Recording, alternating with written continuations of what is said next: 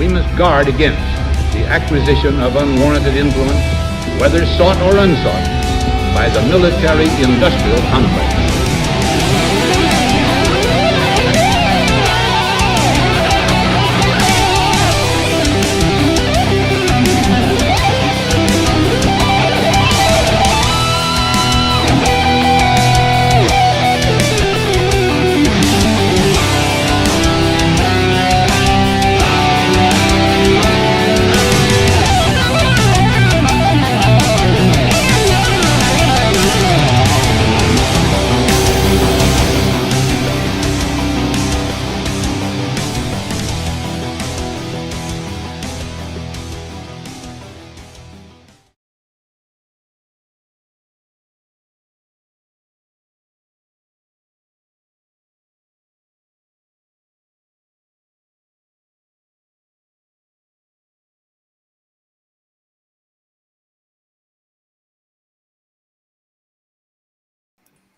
Okay, we are live. Welcome back, everyone, to Anonymous Bites Back. A little late. Completely my fault. I fell asleep again. Like always. Yeah. Hey, we have to give updates on. You're upfront about it, Louie. Yeah, no, it's true. I mean, we have to give updates on the John McAfee situation. Some freaky shit just happened. We will talk about the fact that we're now banned or censored in Canada for whatever reason. ABB is now censored in Canada, specifically. And we have to discuss, of course, the Free Command Rex updates. And also the fact that Dad bought a camera. Yeah. Dead fibers on the street. Oh my god. What the hell?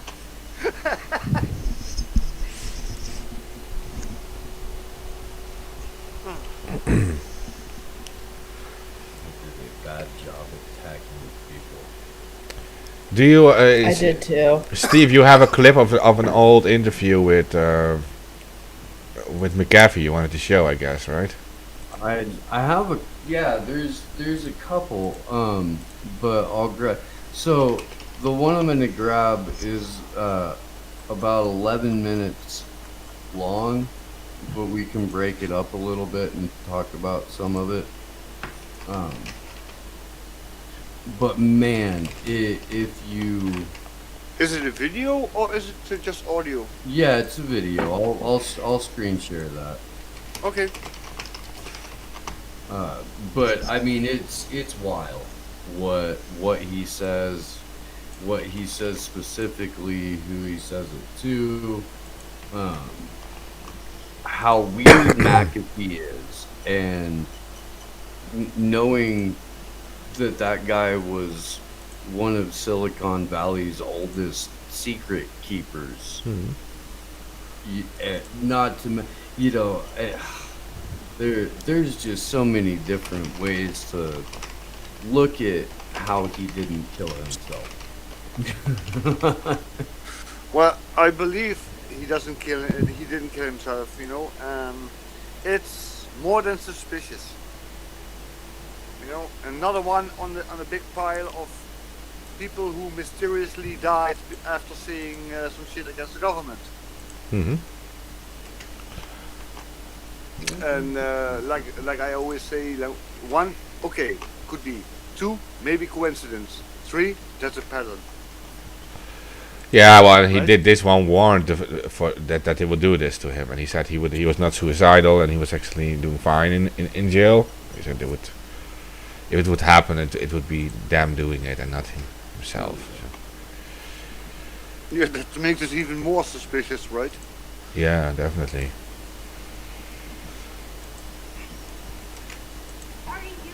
Oh, come on.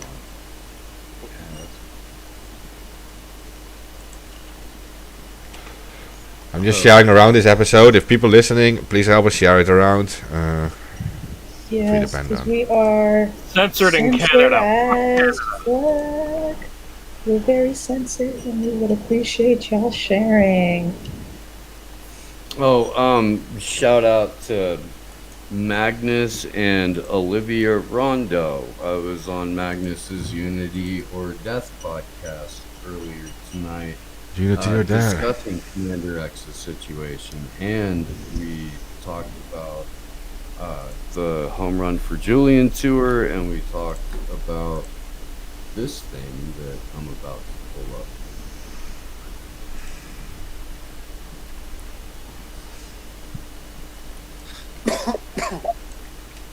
On your own accord, by your own wishes. I really do. Don, can humanity solve humanity's problems, or are we doomed to be ruled by AI?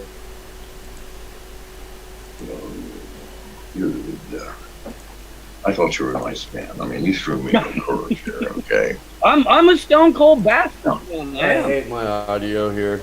Let's talk about humanity's problems. What are humanity's problems? We have a society that gives a pretense of politeness or relative violence and a structured means of communicating and interacting with one another. It's called culture. And culture is the thinnest of all veneers. Let's look at what's under culture. The human creature. Yes, we love, we have compassion, we hope, we dream, we're caring, we're helpful. I mean, there is not a single human, I truly believe this, on the planet that if you were walking on a path by the river and a child was drowning 10 feet from you, you would not jump in and save the child, provided you could swim. If you couldn't, you'd be screaming for help. I truly believe that. However, that same creature is full of anger, greed, jealousy, fear, everything negative. And the reason that when our leaders become powerful, that they also universally become corrupt is because those beautiful aspects of the human animal, hopes and dreams and love, they don't need power, do they? What power does love need to activate? Nothing. You reach out to another human being and your heart fucking opens. No, so the good parts don't need power. And without power, we're pretty much in balance. What does need power? Hatred, anger, revenge. These things, they need power. And when you give the human animal power, does love expand? No, love stays the same.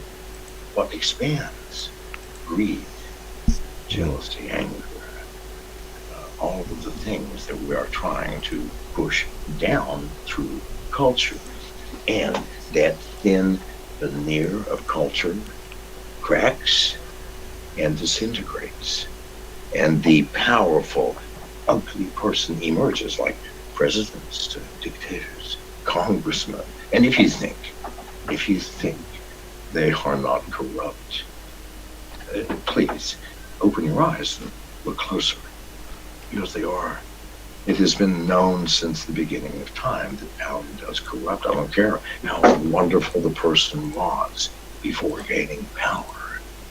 When the power comes, the only place you can put it is in that dark aspect of your person.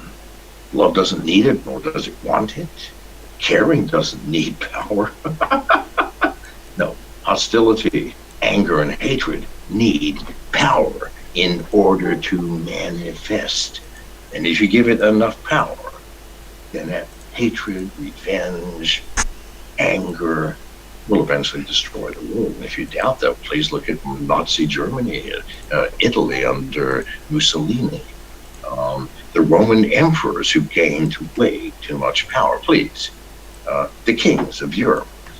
And power breeds chaos around the person who owns the power. If you doubt that, why don't we look at all the history of kings, emperors, dictators from Rome, where did any Roman emperor ever die of natural causes? No, not one. You were murdered by either their mother, their father, their children, or their brothers and sisters. Sometimes a distant relative, like a cousin, which might have a great to gain by whacking them, but not a single one ever died in bed from a natural cause. Doesn't it tell you something? Does not tell you something about what power does to make a mother murder her children. And if you think that doesn't happen, please look at Lydia of Rome, who had all of her children whacked except one because she wanted that one to be emperor. And the others were, listen, I mean, you may be a challenge. I want to poison you, which she did. And she eventually poisoned her husband. And so, no, this is what the human animal is when you give it power.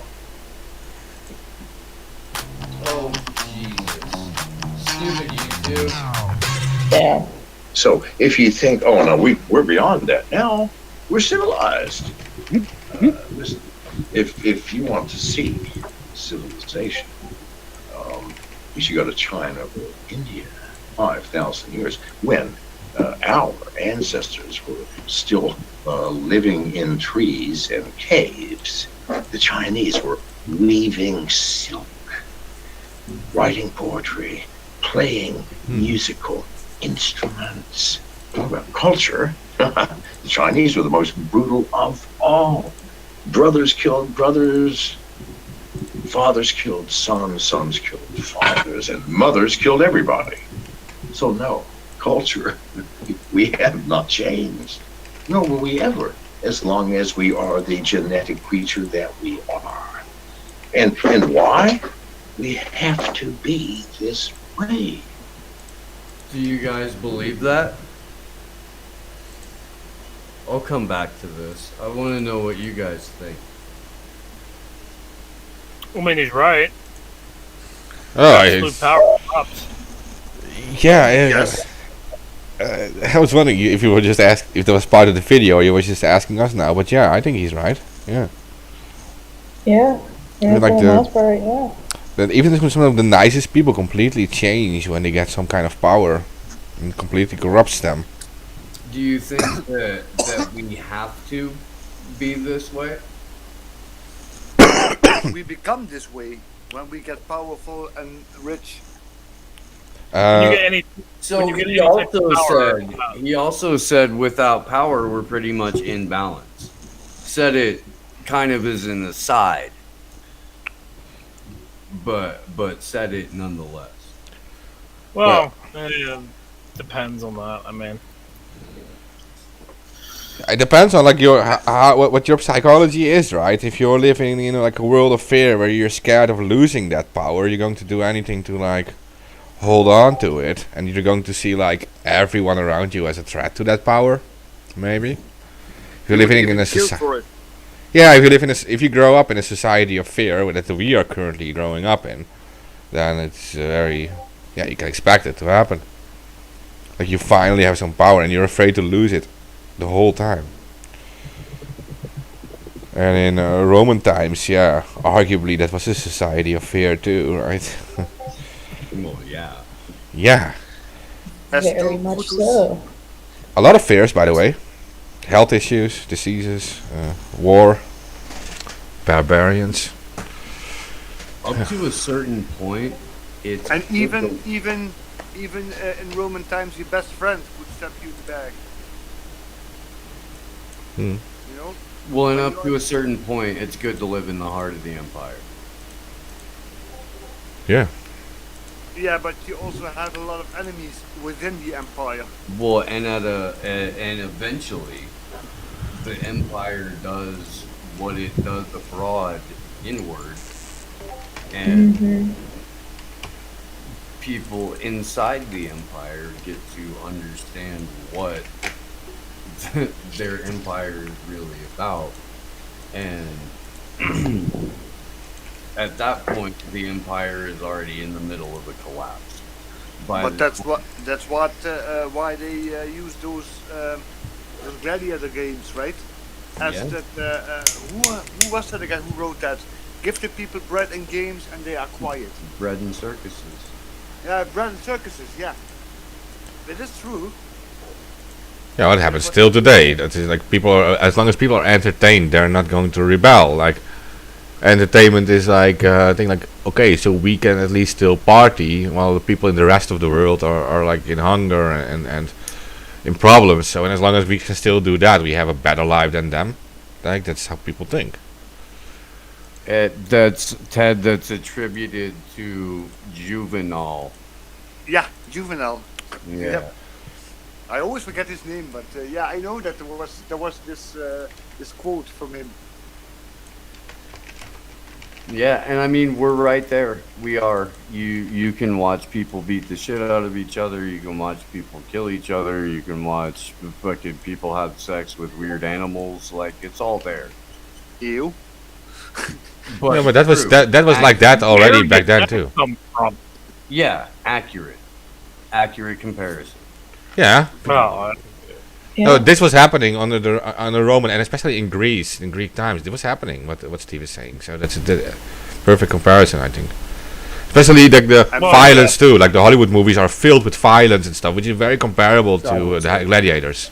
It was really good to see you. Oh, by the way, Mark, it will be on TV Monday. Gladiator. Of course. So it's something. Coincidence that we talk about it. Or as I call him, as I call the movie, Glad He Ate Her. Well, it sounds more like That's a porn. different movie. That's a different Oh my movie, God. Ted, and you know that. Guys, please don't search for that movie. Anonymous Bites Back does not support searching for that film, Nope. kids. Oh my god, remember right before X got kidnapped, he was pissed at YouTube censoring, so he went and started his own website for his show, and the logo that he put up was XTube.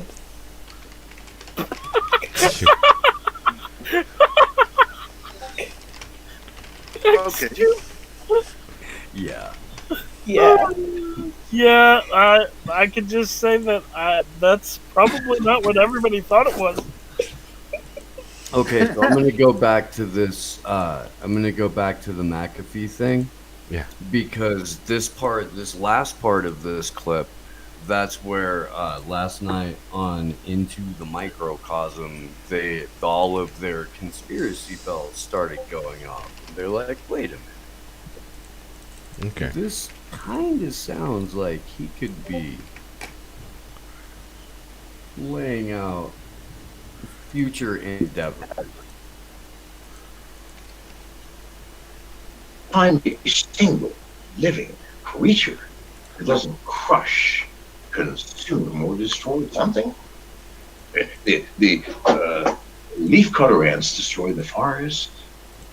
The lions and tigers, they cull the herds of everything they can catch and swallow. Sharks eat anything that they can. The bacteria, which are living creatures, eat everybody. No, this is what life is. We need hostility and anger, strength and fierceness in order to survive in this nature. Because here's the problem with culture. It only lasts for a short period of time. 100 years, 200. Roman Empire, 300. It's massive. And the United States is reaching the end of its culture. It's not begin now. We're going on almost 300 years. Yeah. Are we going to beat the only civilization that has out survived us? No, I don't think so. So please, people, this is the problem. And you ask me, what was the second half of this fucking question? Oh, are we doomed to be ruled by AI overlords? There you go. Ooh. You want the truth, probably. Of do you? course I want the truth. That's what we're here for. You Fucking motherfuckers. unvarnished, no fucking sugar coated. Oh, Hi there, fucking welcome to Forward. YouTube. Come on in. You know what? I've been I'm Dr. demonetized Nafavini. since before this show You ain't came no out. chaser. You know, I hate you people, the truth seekers. Because, listen, I'm going to tell you the truth and you're not going to like it. I promise you. The truth is this. Human beings imbue their creations with themselves. Whatever quality you have is displayed and manifested by your creations. Let's take the most obvious, art. Well, let's look at Van Gogh. I mean, that motherfucker was a disturbed mofo. I mean, so disturbed, he cut his own ear off and gave it to his landlord for rent. Now, that's a disturbed mofo. You look at his art, it's beautiful. It is enthralling and awesome because you look at his art and you're going, whoa, that is the true soul of man. But if you look long enough, like Starry Night, to me, is most famous, even though his sunflower sold for the largest price, over $100 million. Starry Night. Going from a distance, you go, whoa. And as you get closer, you go, whoa. And if you look really close, you go, ah! Because in that is not just the beauty of the vastness of the universe, but also the horror.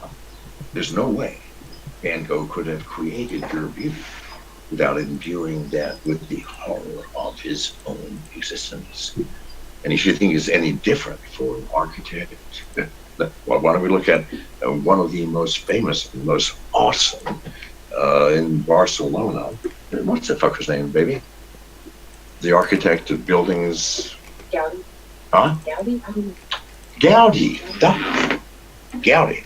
So strange that his style has been called gaudy, right? Well, that's very gaudy. No. You have to imbue.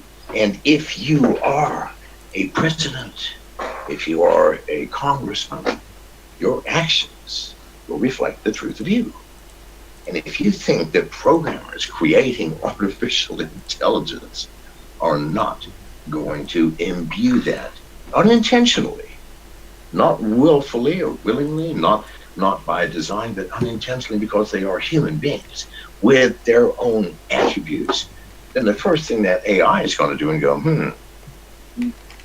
these mofos that created us, got no goddamn use. We're doing the work, and they're drinking the booze and fucking the women or the men or whatever. But yeah, he's right there. What we created, if it's AI or whatever, it will reflect a part of us.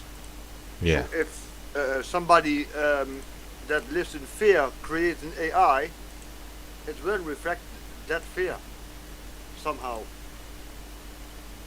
Because it's embedded in their programming, right? Maybe not intentionally, but Yeah, no, I mean, who's building those algorithms for the AI? Ultimately, it's the imperfect humans. So yeah, it will leave a fingerprint of his mindset in the algorithms, right? Yeah. If it has a character, it will be a character that reflects human characters in some way. Yeah. Yeah, and if the person is an asshole, the AI will also be an asshole. Right? Yeah. Yeah. Well, yeah, it will at least have like the same moral standards as humans, I guess, because you program that in, like our rule set for morals, right? This is good, this is right, and this is wrong, and things. So you base that on what our values are. But that's very subjective, right? Because for what can be normal for one can be abnormal for somebody else. So that's really subjective, right?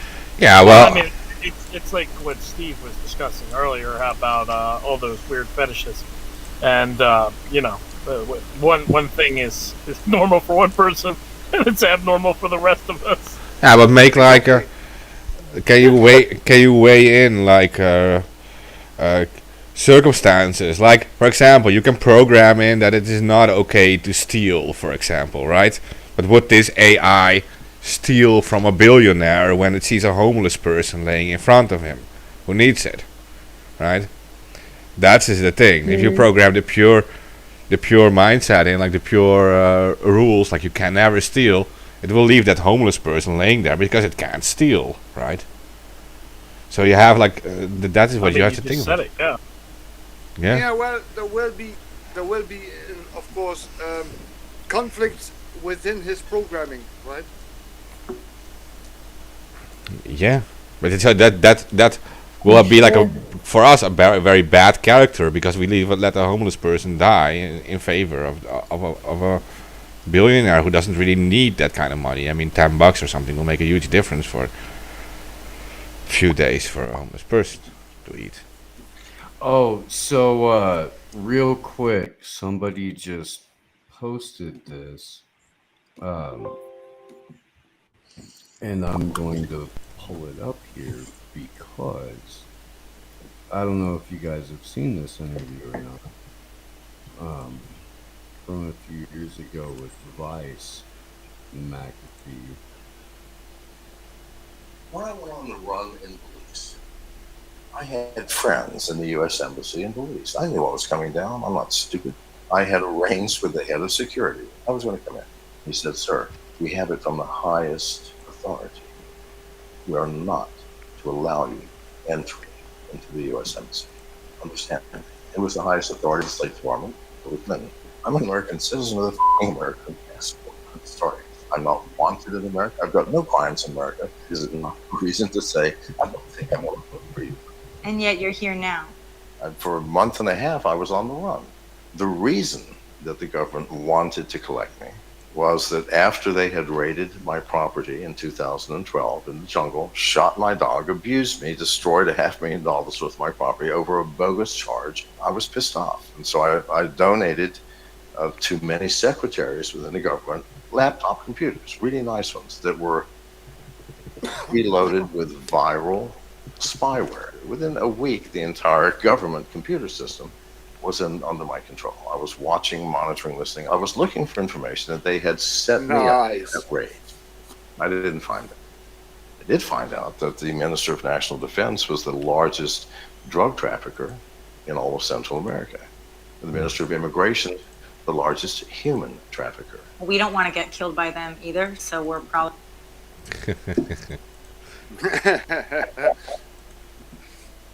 That was the moment we needed.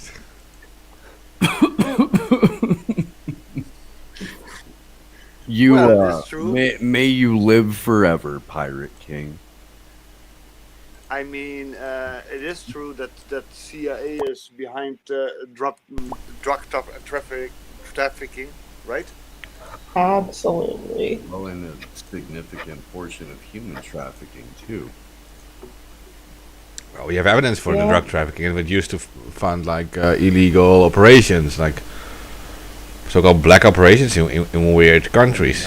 Evidence, at least. They used BCCI to funnel. They used BCCI to funnel drug money, which was then used. The drug money was used to buy weapons in Iran-Contra, and the money was slushed through the Panama. I believe it was the Panama.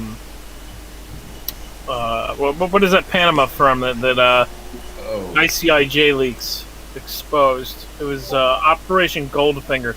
But anyway, with Noriega. Goldfinger. I don't know if it was Noriega. But this is what we know, and this is what. Noriega, he became the president or ruler of Panama.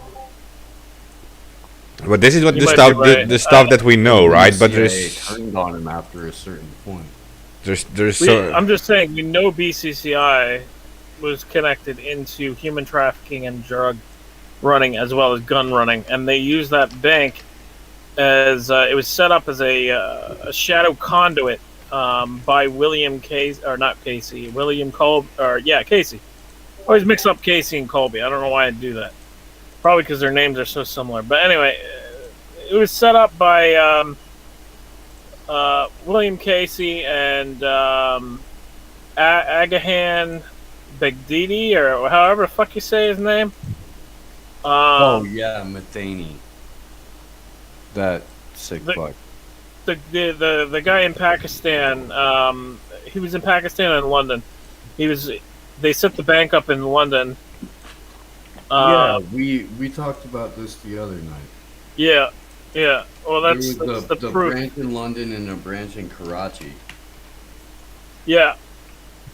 And they set up this bank specifically for running black operations, and they used the illicit funds to fund those black operations and cycled the money. So they would cycle the money from gun running to drug running to human trafficking, and then they would use the proceeds, and it would just keep on cycling in and out of operations. So they essentially created a slush fund of illicit off the books funds. And Daniel Inouye, in front of Congress, talked about the shadow government that he said that had their own air force, their own funding mechanism, and he made mentions that were kind of soft mentions about BCCI, but he didn't actually say the words BCCI. But he said that the bank was set up through William Casey, and Oliver North helped as well.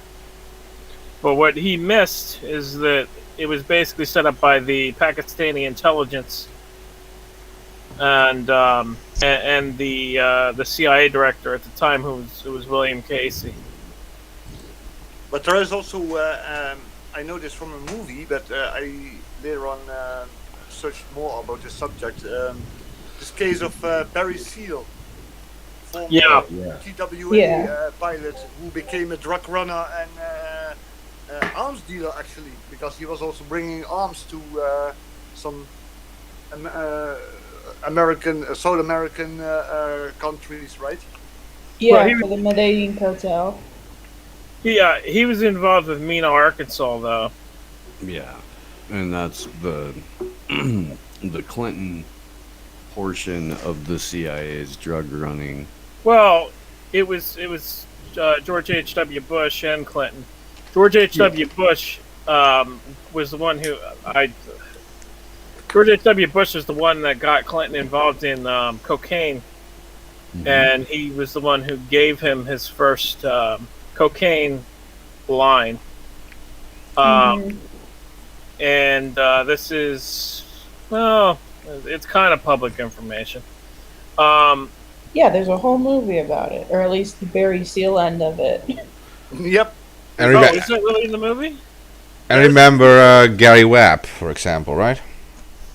Yeah, Gary Webb was exposing the trafficking, the drug trafficking on the West Coast in LA, and also I believe he stumbled upon Mena. The movie is called American Made. Yeah. I heard of that movie. I actually saw it, and I was like intrigued about this story, and I looked it up some more on the internet. Yeah, the CIA was really shady there, right? To say the least. Yeah, but they don't run their operations on a few billion, right? What we know is just the tip of the iceberg. This is the stuff that leaked, but there's a lot of more stuff going on. Mena was being run for Bush. Mena was run for Bush through Clinton. So where it appears that Clinton is the mastermind behind it, he's actually the minion that was facilitating the operations. Bush needed a spot to be able to traffic drugs, and they used Mena, Arkansas for it, and Clinton for it as well. So basically what they did, was they trafficked drugs. I think it was there's a picture of But not just drugs. picture, also but weapons. there's a pic. Yes, I'm getting to that point. There was a picture of Pablo Escobar and Bush together. It's a really hard to find picture. If you can find it, kudos. Well, yeah, I mean, the media pretty much censored tons of the CIA ties with the Medellin cartel, so. Yeah. Well, there is not. Well, I literally I found this this picture already. They used the drug money from Mena, Arkansas operations. I think they used that against the Contras. I think. Mm-hmm. I believe, not 100%. It says here that Barry Steele was involved in that in the 80s somewhere. So yeah, that was the Bush and Clinton administration, right? Yes.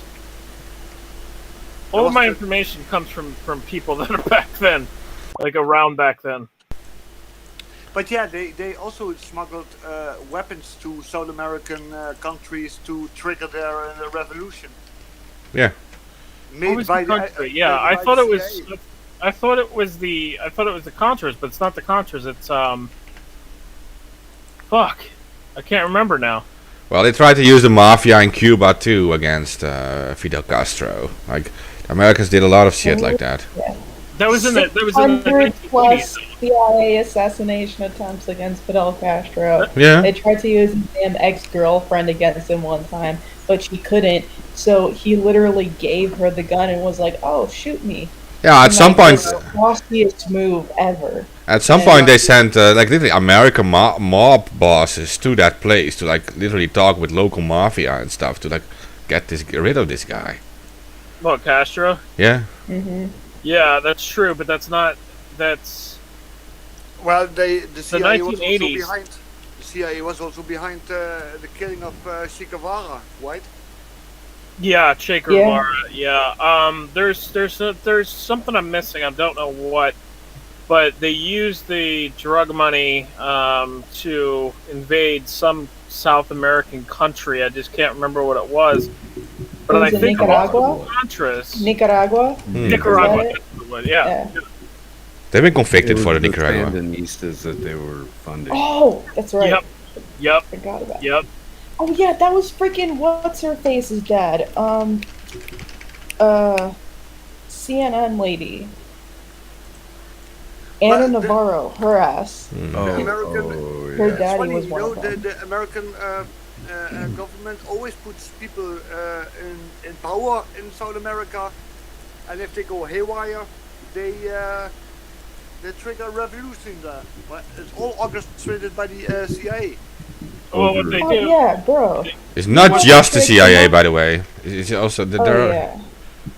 Well, what they do is they install a puppet leader and have them think that they are ruling a country for the next couple years, and then they overthrow them in a few years later.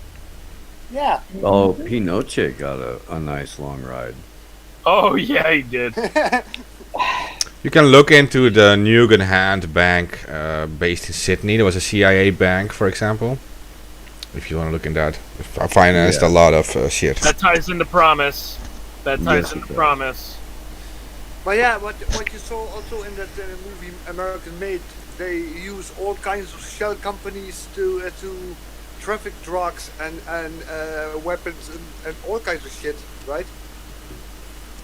Yeah. They made a lot of shell companies. Yes, that's what I was saying with that. That's what I was making the point about Operation Golden.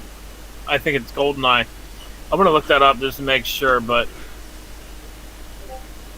Operation Golden ICIJ leaks. Let's see. Yeah, it is. It was called Operation GoldenEye, and No, they got that from James Bond. yeah. GoldenEye. What? Yeah. No. Seriously. Yeah. They literally got it from James Bond's. Oh yeah, bro. Americans take fucking half their shit from sci-fi movies. Ronald Reagan was out here talking about, oh, the Soviets are the evil empire right after Star Wars came out. But Please. I'm not too sure if they got it from James Bond or if James Bond got it from them. Well, you know that literally Ian Fleming was involved with British intelligence, right? And he wrote James Bond, so yeah. Yep. He was naval intelligence. And that's Yep. British naval intelligence pretty much in every part of the world. So yeah. So I don't know if they got that from James Bond. I don't know when GoldenEye came out.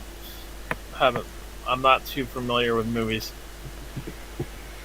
I know Ian Fleming said that the entire character of James Bond is based on Prince Bernhard of the Netherlands. Just saying, who always said shaken, not stirred.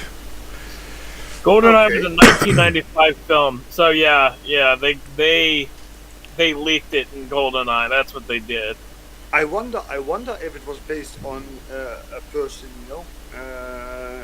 Yeah, it is based on Prince Bernhard. He went to the UK and he was a womanizer like James Bond, and he also always said like shaken not stirred, and he was a friend of Ian Fleming. So. Well, he had a lot of children that was not officially recognized, right? Yeah. he had a woman in every city, I think. Yeah, but he was an expert spy, right? So he was a double agent too. Like he wrote to Hitler to offer him to run our country as under Hitler while he was in the UK fighting for the British. So he was a really weird fellow. Yeah, a lot of people were wanting to work with Hitler before he actually invaded Poland. So. Oh yeah, but this was actually when he already took entire Europe. But yeah, you're right. Yeah, you're right. Oh, there was even big names that was funding his campaign, right? Harry Ford. Yeah. For example, I think Walt Disney as well, because, well, it's not a secret that Walt Disney was a huge anti-Semite, right? Oh yeah, they had Donald Duck Nazi. Yeah. I mean, Nazi Donald Duck. You can still find it on YouTube. That's how I found it. Well, it was like the main cartoonist of Disney back then. Already said that Walt Disney and the highest legal advisor of Disney always showed up at like German Bund parties in the USA, which was the USA Nazi Party. Yeah. So. Oh, I saw videos of that. You know, I saw videos of the Nazi Party in the, I think it was the 30s somewhere. There was a real plan to overthrow the U.S. government back then. Yes. Yes, that was the business plot. Yeah. And those same guys were tied into the American Nazi Party, which includes Prescott Bush, and there was a whole list of companies. Can't remember. Campbell's was one of them too, I think. Yeah, we discussed before that. Leni Riefenstahl, the head propaganda person for the Nazis, actually went to the USA, right, and wanted to meet with American producers, and only Disney wanted to meet Leni, so, and they did. They met. So, yeah. I mean, yeah. And there is that weird. Business. A lot of those so-called revolutions are orchestrated by the American government. Wait, real quick, I gotta follow up on that Walt Disney. Yeah. I gotta make a comment here because I just realized what I said is wrong too. It's business plot. Is in Welcome back, Mr. Disney. Are the Jews gone yet? No. Put me back in. Oh my God! He has a special kind of humor, Seth MacFarlane, right? He has a special kind of humor, and I love Family Guy. Just it seems today that all you see, and that I'm not gonna get y'all copyrighted. It's almost out there. No. But it is funny. It is funny, but also sometimes really dark, right? It has its dark moments. The show, Oh yeah. but yeah, I love it. Well, you can look at the Epcot Center also. Maybe you guys know what that is. I mean, you guys are from the USA, so I've No. fucking been to Epcot. yeah, well, you kind of know also like this is like some futuristic, kind of like fascist kind of thing.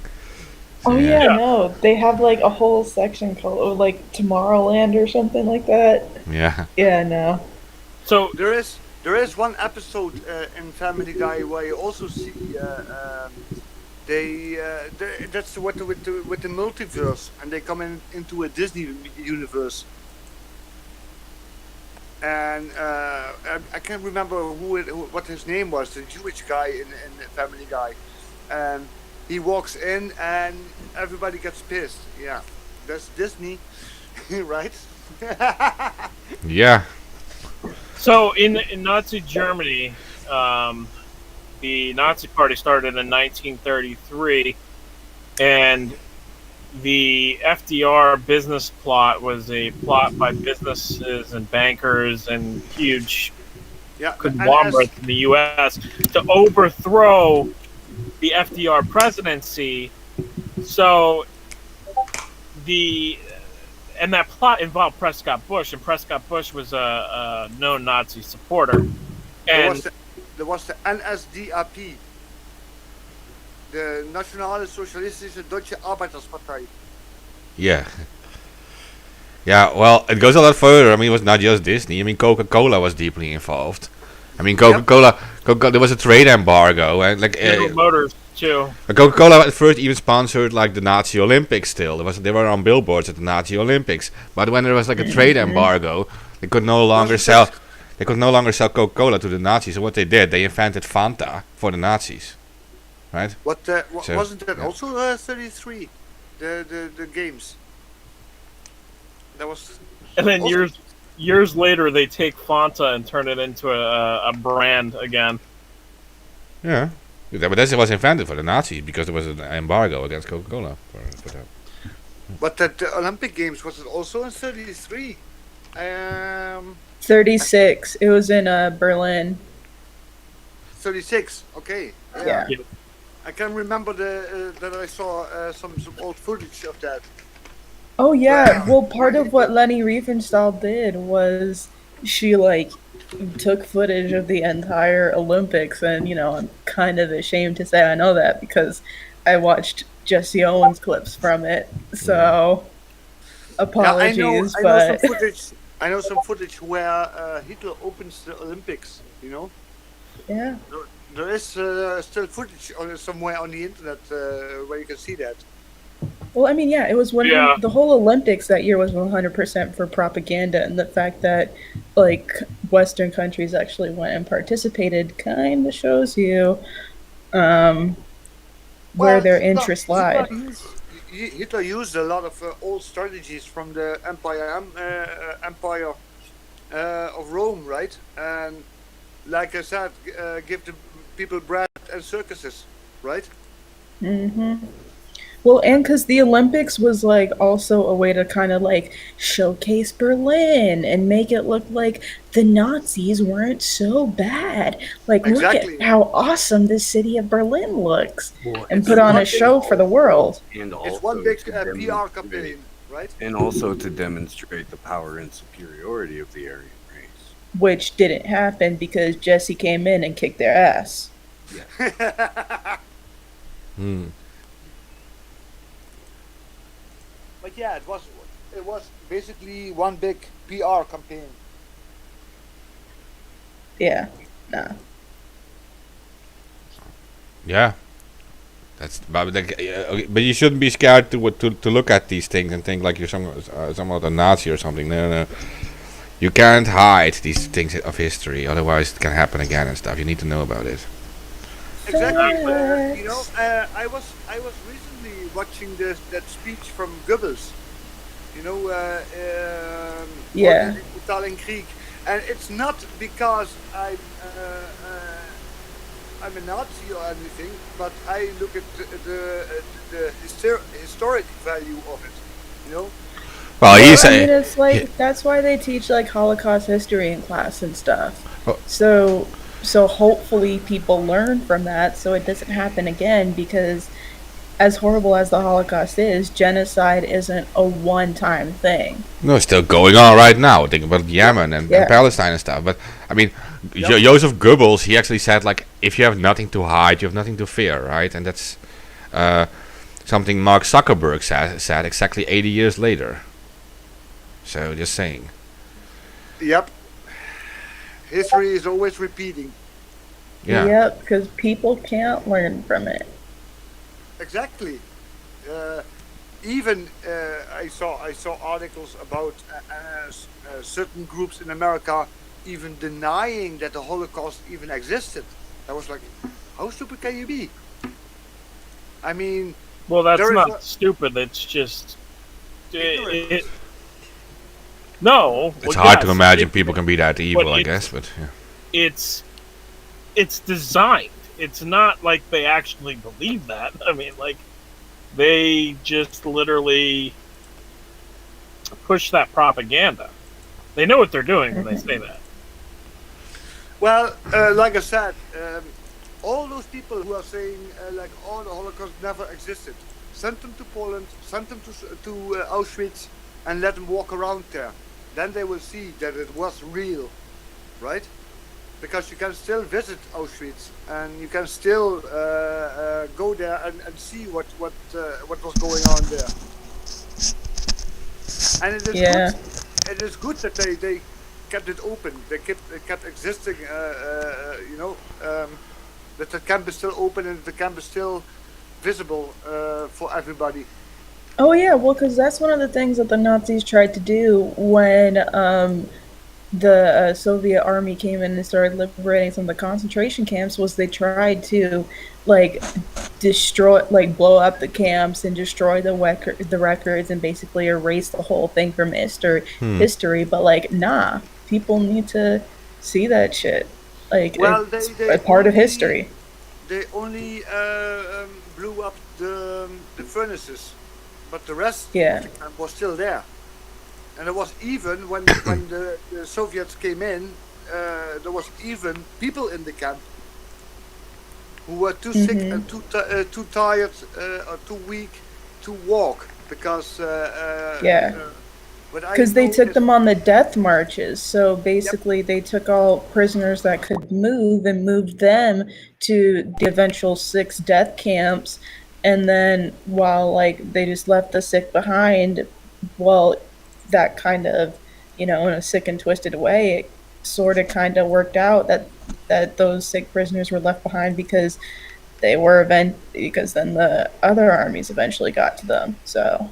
Well, you see already at the entrance gate how sick and twisted their humor was, because it says at the work makes you free. Yeah. Yeah, exactly. Arbeit macht frei. Work liberates. And well, it was not the case. So that's a really twisted form of humor, right? Yeah. For tiny groups, it did, but yeah, like they hired, like for example, they hired forgers, like expert forgers, to make fake British currency. They planned to drop this.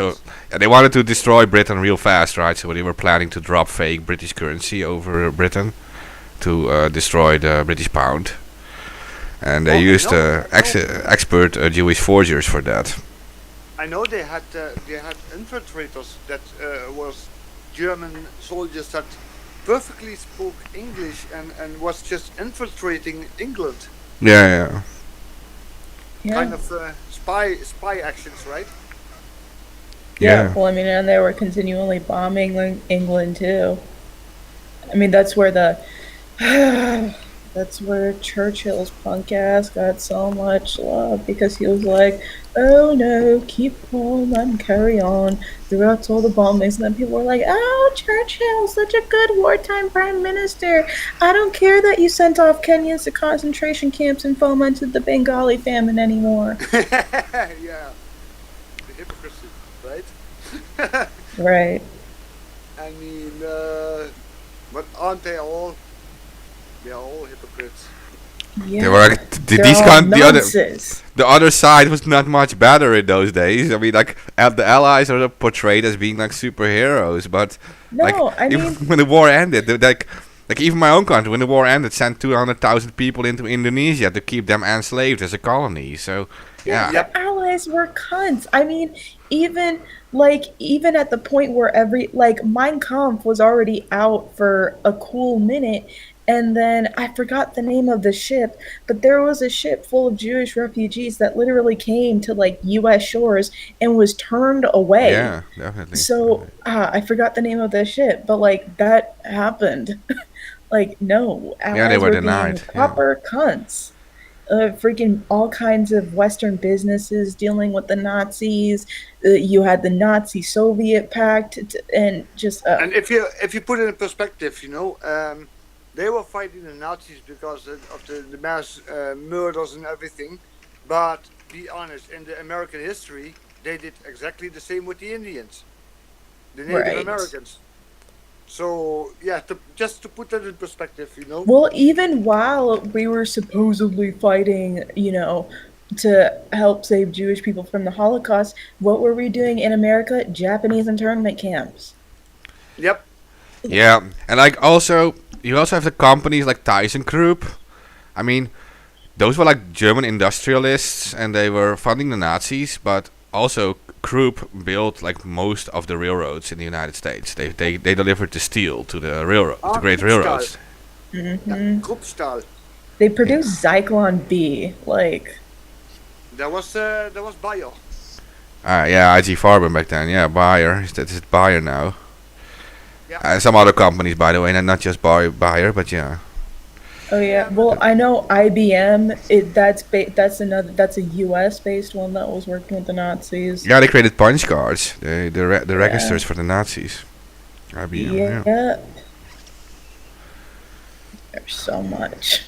Well, I saw in documentaries the early versions of gas chambers were just trucks with the exhaust into the loading part of the truck, and they Oh, put people thank in there.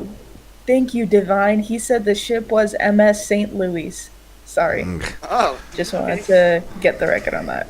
Well, they used to shoot people in the back of the head too, but it was just too expensive to use the bullets, right? Needed the yeah, bullets. So. that's why they did experiments with the big trucks, and they put the exhaust into the loading dock Yeah. of the and just keep the truck running and just keep on loading people in, But that was still too slow for them. And then there was the Wannsee conference, and that's where they came up with what they called the final solution. Mhm. Yep, I was the freaking. Wannsee conference. I think that was 1942. I think it was where they came up with. It was. Yeah, I know It was my right history. around the time. It was right around the time of Reinhard Heydrich's death, I think, because he was one of the the key architects of that idea, because he was a horrid man. Heydrich was called the executioner of Prague Hmm. because they killed him. They killed him in an attack. But the retaliation of the Nazis was even worse. But he was one of the architects of the final solution. One of them. Yeah, unfortunately, there was more than one. Yeah, actually, that Wannsee conference. If they knew about that and bombed that building where they was in, they had a lot of high officials killed in one time, right? Yeah, but they were complicit with it. That's the thing. They never wanted to stop these people. Like the real powerful people in the U.S. were trading with these people still. Like you think about Rockefeller, like Standard Oil, and for example, they had patents on the fuel the Luftwaffe used. Like They were openly trading with these people, which was very normal early in the war, especially. So it was openly done. And even after the war, a lot of those rocket scientists and everything went to America, and it became NASA, right? Yeah, boy, Werner von Braun, let's go. No, not. Operation Paperclip, was it? Yeah, but not just NASA either. Like the entire scientific establishment was filled up with these people. MK Ultra as well, yes. They are the reason why the MK Ultra experiments continued over here in America. Is because of Operation Paperclip or Project Paperclip. Yeah, well, the medical society too. Yeah. Well, they brought all these eugenicists and Nazi scientists over to the U.S. because they were interested in their experimentations that they were doing, and a lot of it was MK Ultra related and space and rocket related. Propaganda. They did so much shit. Also simple things. Well, simple things like the Nazis were the first to create alternative fuels to oil. So like ethanol and other fuels that were used as an alternative to oil because the oil was cut off at some point. Yeah. So they had alternative fuels already. Actually, not to sanction what they did, but they were far ahead of their time, right? Technology-wise, they were really ahead of their time. Yeah, but that is that example we used too with the whole Cold War situation where they created two enemies. Like on both sides, there was this big enemy thrown up, and it justifies like this military build-up because that creates this technological advancement, right? Yep. Like yeah. I mean, if we didn't have the Second World War and the Cold War, we would still be in the Dark Ages. I mean, that's indeed when technology was built up. I saw documentaries about the what was it called again, the Gestapo and the spy stuff they used to spy on their own people. It was really innovative stuff what they had. I mean, they had a device they could put on a like a heating pipe, in a big building, and they could listen into what was said 2-3 floors up. They could hear everything what was said. Yeah. Just by putting in some device on a heating pipe.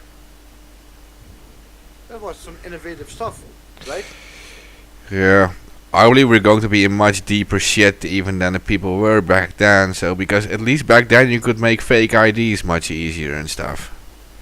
And now these days it's all going to be chips and surveillance systems, and it's going to be much more difficult if this stuff happens to us right now. You're gonna want to put everything on the blockchain.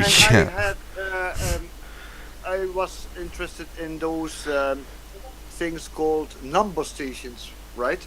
One of my hobbies is ham radio. It's not a secret. And yeah, I was always intrigued with these number stations, and what it was used for. And there is still one that is up. It was built in the 70s, and it's still running at 4.6 to 5 megahertz. You can still hear it. It's called the buzzer. UVB 76, I think it is called, that station, and it's still up. And you wonder why. Why is it still up? But yeah, I saw a documentary about the East German, the East Germans and how they were spying on West Germany, and they used those number stations to give codes to the foreign spies. So there was messages encoded, and it was just one-sided, so they could only see where it was sent from, but they never knew who was receiving it, because that could be literally anybody with a little radio. You know, and only they could decrypt the message that was sent. But yeah, they had spies in very big pharmaceutical and petrochemical factories, and they even had one guy that was the deputy director of a big company that made planes, like warplanes and everything. Boeing? Yeah, there was Yeah. surprising, like wow, you know, they were everywhere. Those East European spies, they were everywhere. Because they literally had everything we had, only they used their own brands, because they all copied it from us. And that's actually what the Chinese are doing now with us, right? I mean, they steal our designs and they build it themselves with a label on it. So again, history repeating. By the way, China is way ahead of the West now. They don't have to steal anything anymore. Like in the Shenzhen city area, they are about 9 months ahead of the West in technology. So. Well, I know that the Netherlands built some kind of machine where they can build microchips even faster and easier, and I know that China wants that machine, but they don't want to sell it to them, right? I seen a documentary about the Shenzhen area, but specifically about that, and they said like these people were laughing like because they were like asked like, do you guys steal all this intellectual property still and stuff, and they were laughing. Like, now yeah, by now there's nothing to steal because we are way ahead of whatever the West makes. Like That's true. Even in the U.S., in terms of something like AI, a lot of national security documents say that, you know, we're currently behind China in the global AI competition. of course. And what do you expect? Yeah, it depends on what technology you're talking about. I mean, Consumer technology, of course. Like America still has the biggest military budget, for example. So military, they must be some way ahead still. But yeah. to a degree, you know, China has been doing the experiments with super sold stuff now. I mean, like. But of course, I can imagine that China would be interested in some stuff that DARPA, for example, does, right? I mean, they do some crazy shit. DARPA, yeah, it depends on. Again, they're still stealing things. Yeah, they all do. All the countries steal from each other. It's espionage, and they all are. No, it's not espionage. It's Yeah, I heard something about America was spying even on Angela Merkel. Oh, America spies on everyone. Well, America was also caught spying on France, for example. Right. They used those that whole Five Eyes program to like. Okay, so there was this country that was going to buy these new airplanes, and they were choosing the Airbus, right? And America spied on them using the Five Eyes thing and gave Boeing the information, and they came up with a better deal, and eventually that country bought the Boeing aircraft instead of Airbus, and France was super angry about that. So they use it for commercial things too. Mm-hmm. They also were caught spying on Justin Trudeau in Canada. They got caught spying on Angela Merkel with the NSA. They spied on all the. It's not just the U.S. Other countries do the same. Everybody's spying on everybody. And with the technology nowadays, it's pretty much easy, right? Because everyone has a digital footprint, right? Yep. Mm-hmm. Everyone's using a digital device that can have the signal tapped into. Exactly. Everything that broadcasts, me as a ham radio fanatic. You know, I know that everything that broadcasts can be intercepted. We have like a supermarket here, right? Jumbo, and they were using these PMR radios. You know, it's like public. It's a public radio. You can buy those walkie-talkies in any store. But what they didn't realize was they giving the registers codes and everything on that frequency that everybody could hear them. You know, and one of my friends actually went to that store and said like, hey, you're using that frequency and saying that and that, don't do that because everybody can hear it. You know, there's a potential risk.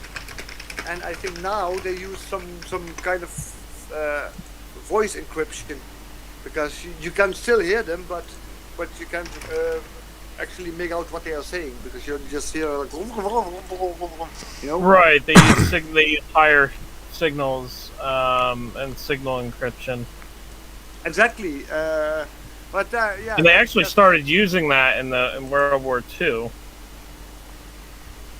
But those stores are using that now because one of my friends actually made them a little bit wiser in that they shouldn't say certain things on the frequency because everybody can hear that.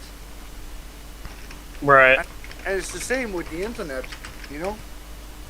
You broadcast something out and everybody can intercept it. Right. Of course, you have to know how, but yeah, I think NSA and the other agencies, they do know how, you know. So yeah, everybody leaves a digital footprint, and everybody can spy on everybody. So yeah, technology nowadays makes it easier to spy than back in the 50s, 60s, right? Where you had to go physically to somebody, to some country, and spy on them, right? Yeah, back in the good old days. Yeah. Well, that's when it required actual work, you know? Yeah, actual espionage. Nowadays, it's just somebody sitting behind a computer screen and a keyboard. Now it's just hacking into someone's freaking TV or computer camera. Exactly. Yeah. That's why I always have duct tape on my cameras. Speaking of cameras, our boy Ted Fiver got a new camera. Woo woo! Yep. Yeah. I mean, So did you put duct tape on it? That's all I gotta know. yeah, I put duct tape on all my my digital stuff here. You know, the computer, my laptop, my phone. It all has duct tape over the camera, so they can try to switch on the camera, but they still see just a black screen. What about the new camera? It's not connected to the internet. I didn't connect it. But did you put duct tape on it? No. Why not?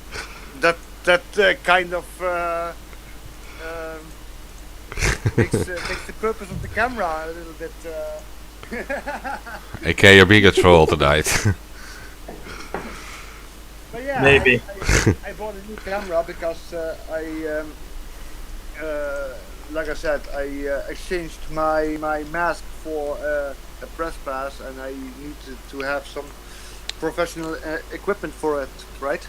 I was surprised you're openly distancing from Anonymous in exchange for journalism. Yep. Yeah. I mean, I have a press pass, but I still record shit with my phone. It's just about having the pass, honestly. But yeah. It's handy for your car, by the way. I get what you mean, though. It doesn't matter I mean, if you have a press pass; they'll still fuck with you. I know. I've been rushed when I was showing the press pass, but like, it means. I mean, sometimes it does. Like. It does help. You have yeah. certain privileges with a press pass. Yeah, you need to know how to use it, your press pass, because you can eat for free in every restaurant if you have a good story, right? So Yes, you know how to use it. Yeah. It's like being a Yelp critic, right? Well, you can say that. You can just say that. You can say you're planning to write a review. I mean, you can eat for free in these restaurants. They just need to use the You story. can say your press and hold the camera up in their fucking face. Be like, hey yo, I don't know where media relations is, so I'm gonna talk to your ass, okay?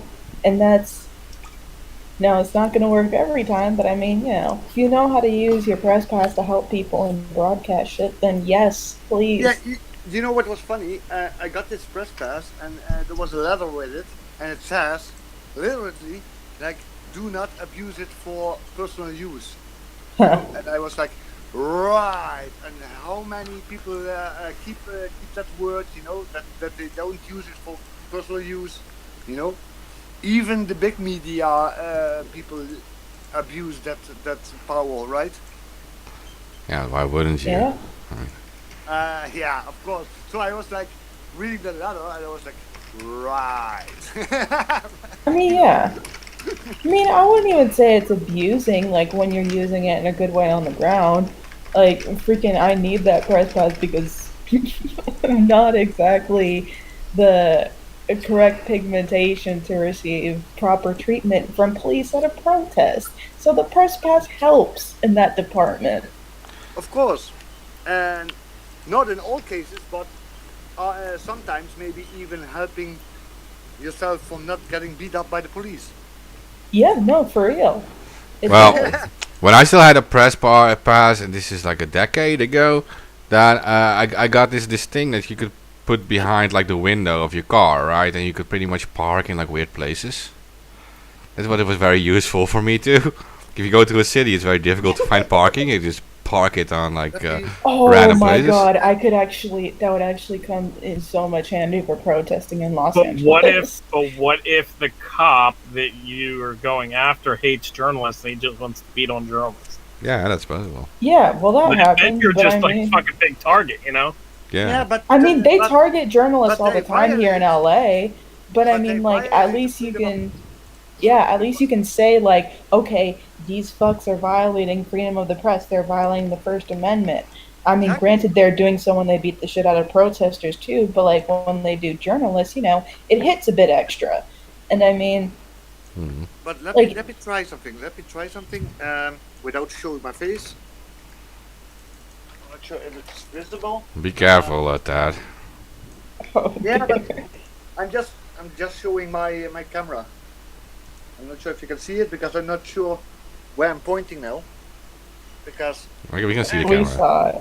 We could see the camera. that's the camera that I got. That's a Canon 850D with, of course, the external flash thing on it. Wait, I can't see where I'm pointing at it. Yeah. That makes pretty pictures. Definitely. Oh yeah, it makes really sweet pictures because I was actually making pictures of my dog. Aww. Of course, what else would you do with an expensive camera of $1,100 plus? 1150 plus minus. But yeah, it's an investment, right? It's not like spending money. I will invest in something, and maybe later on I can do this. I mean, I now do this part time. I still have my regular job, but maybe in the future, I can do this professionally. Yeah, hopefully. Need more good on the ground journalists out there. Cup 2, by the way, this Canon likely won't show a location. It has like no geo location in it. It's just an analog What? camera, I think. No, this is digital one. Okay, well, it doesn't give like any geolocation on pictures, right? I mean, Nope. does that have like a SIM card in it or something, or a GPS? No. You can connect it to Wi-Fi, but it doesn't have a SIM card.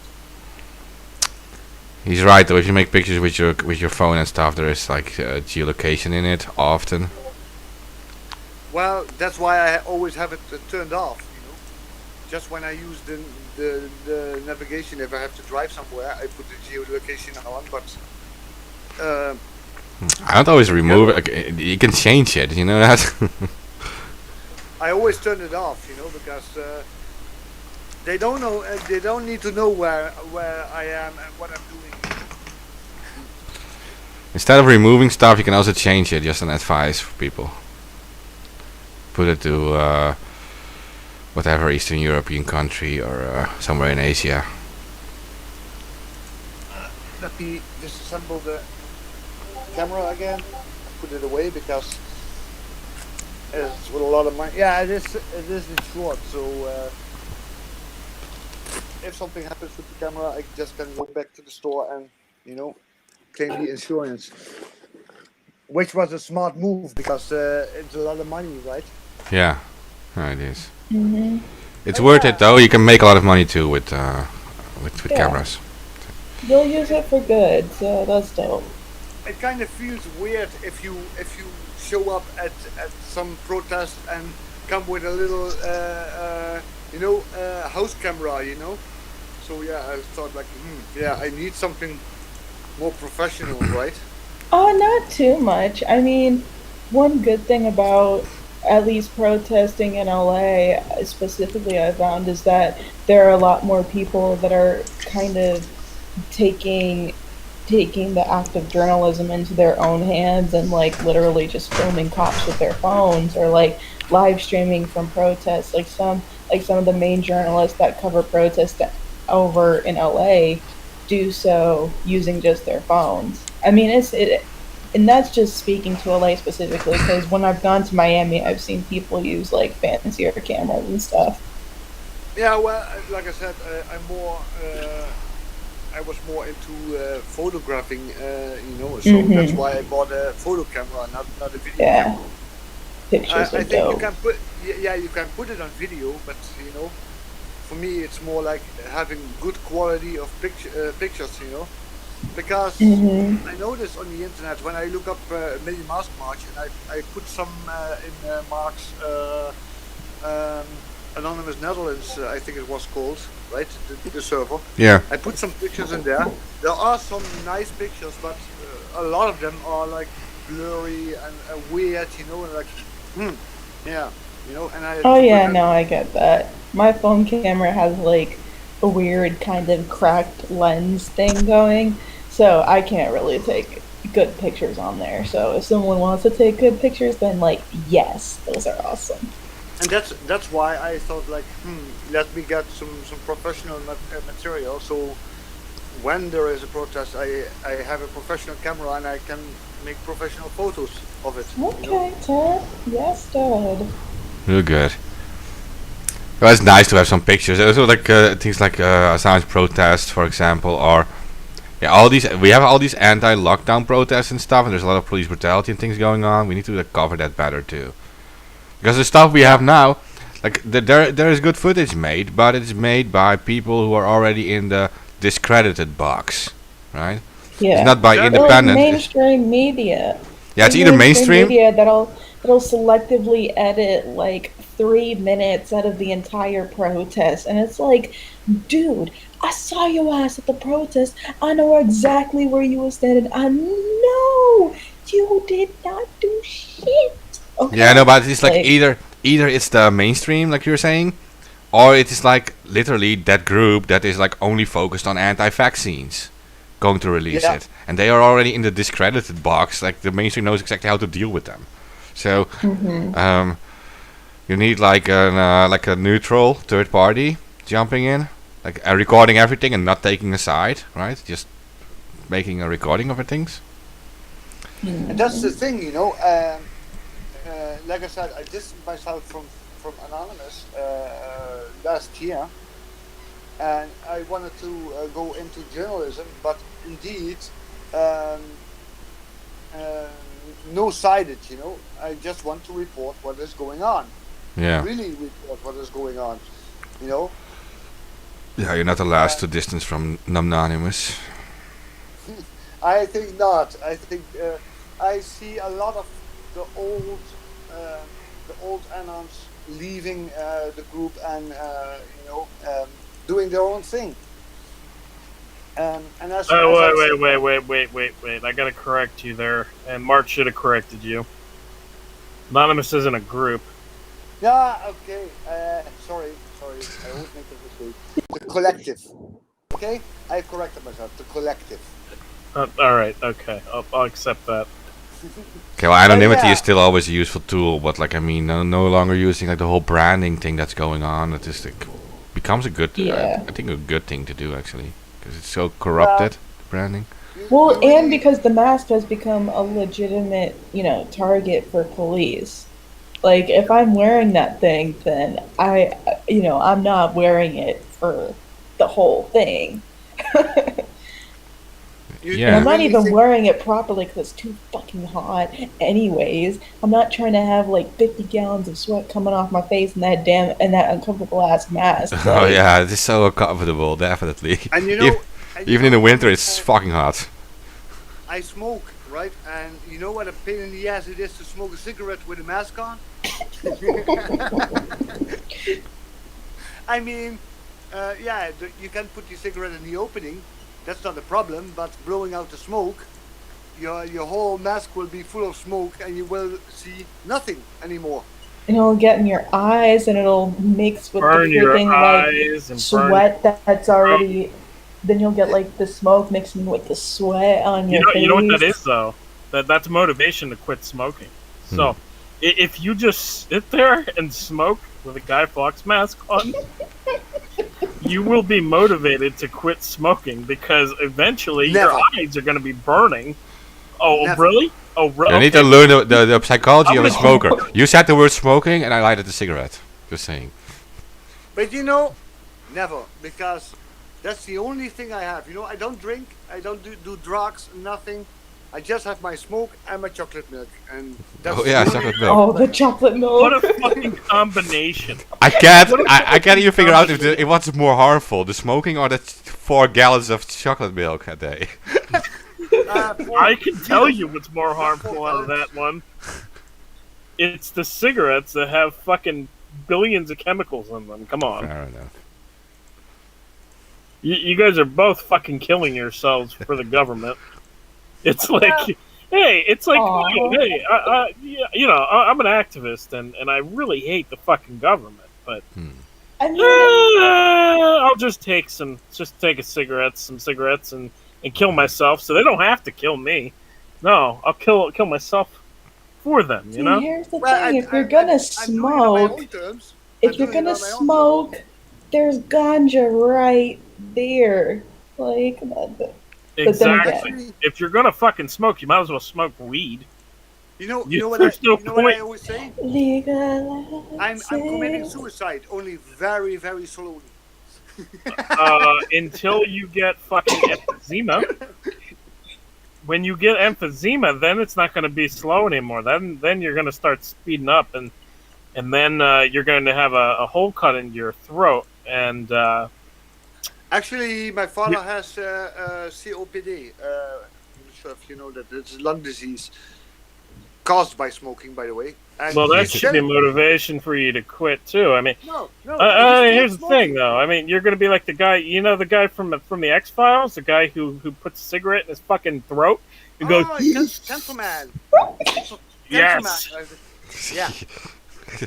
yes. Oh my that's it. god, those they used to have those people on like tobacco-free Florida commercials, and I'd be like, this is.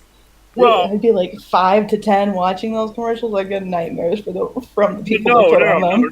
no. They used to talk through those things. I remember those commercials. No, I know, but like this this is- was this is fucking like, like 5 to 10-year-olds getting scarred by that shit. Oh, Good. like the guy from South Park who's talking with that machine. what? That was a really good impression. Yeah, it Who's sounds fucking really weird. soapbox? What was his name again? Damn, I can't remember his name, but yeah, he was in the older episodes of South Park, and he was talking with that weird machine.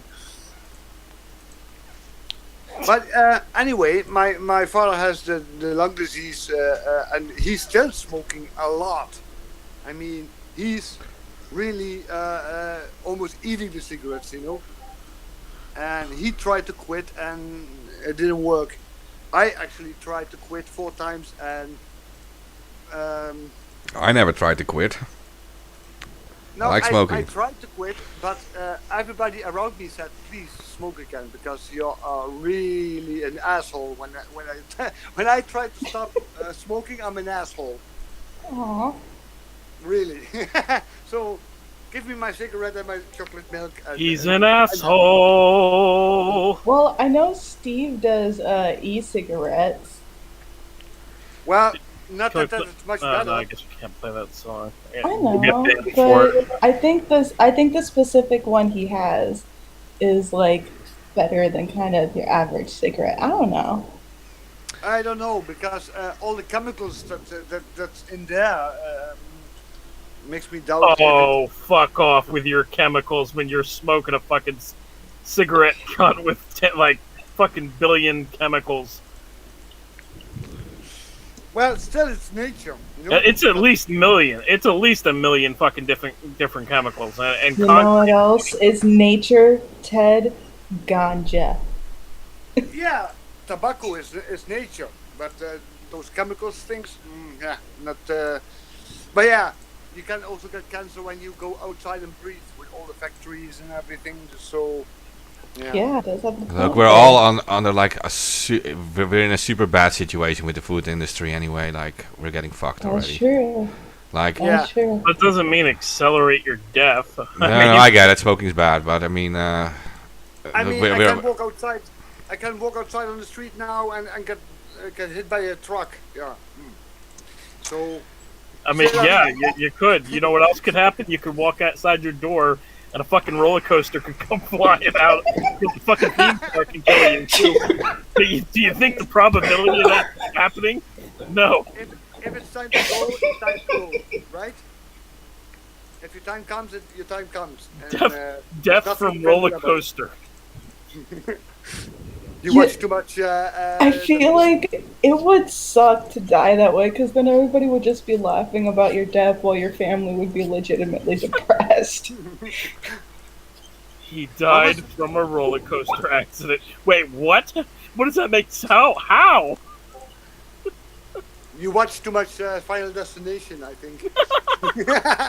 No, it's like all the I've people actually that been to a died in theme Shark. park. I've been to a theme park. It'd be before like all where the a people roller that died in coaster fell off the track. Sharknado. You actually watched that movie? no! I watched it too. Yes, I did, Luby. That movie. Actually, the whole week there was the Sharknado on TV here. You know, part 1 till 5 or something, and I was like, those movies are so dumb. Dumb. I mean, would you that's go how they on made a it. roller coaster ever again if you saw one fall off the track? But they're so bad, it's good though, Ted. Yeah, and it's funny because they are so fake and so dumb. You know, it's funny. Bro, Have you guys watched there's South Park? There's one scene in the original Sharknado. This dude gets a chainsaw, jumps head first into a shark's mouth, and then uses the chainsaw to rescue someone who got eaten by that shark, and saw them out from the inside of the shark. That's so dumb. That would never happen. Well, 2 days ago was Sharknado 4. You know, and you saw at the end somebody, the main character was eaten by a shark, who was eaten by a bigger shark, was eaten by a bigger shark, and was eaten by a whale. I was like, yeah, right. What's the probability of that? You know? It's so bad, it's good though. Yeah, if you want to watch those kind of movies, like you guys watch South Park, right? You have to check out like the movies by Troma, made by like Lloyd Kaufman. Because most of the movies star actually Matt Stone and Trey Parker from South Park. We have these movies like Poltergeist and Jesus Christ, Vampire Hunter and stuff. And Yeah, those are terrible movies. those are real terrible movies, like a Toxic Avenger, Romeo and Juliet, Escape from Hell, all these kind of things. Redneck Zombies, like yeah. Yeah. There's a reason why they went into being cartoons. There was one that was Nazis on the moon. Remember that one? I know that one. Yeah, I think. There was like this Nazis still living on the moon. Fuck, I can't remember the movie. What Don't was even called. go there. AK is going to start shit on you, like hidden moon bases and stuff. So, yeah. Well, yeah, there are. There we go. Actual, there are actual suggestions of a moon base, but not by Nazi origin. It was by the US No. military. But I did hear some rumors, and of course I'm not sure if I can't tell if it's true or not, but that they saw something on the dark side of the moon that we are not supposed to know. Oh, that's definitely There's- true. What? Who saw what? Nazis? Wait, No. what? No. Actually, the Japanese, I think. When they went up to The the US, moon this time, and when yeah, Okay, so when they went up to the moon, right? They knew that they could find something up there. So what they did was they created a set, and the set was filmed, and it was live for the viewers, and they had an actual real moon mission, and they broadcasted the fake video. Well, I will tell you that video that you see Armstrong in that thing. Literally, the signal was received from Australia. Just saying, that's a fact. It's proven.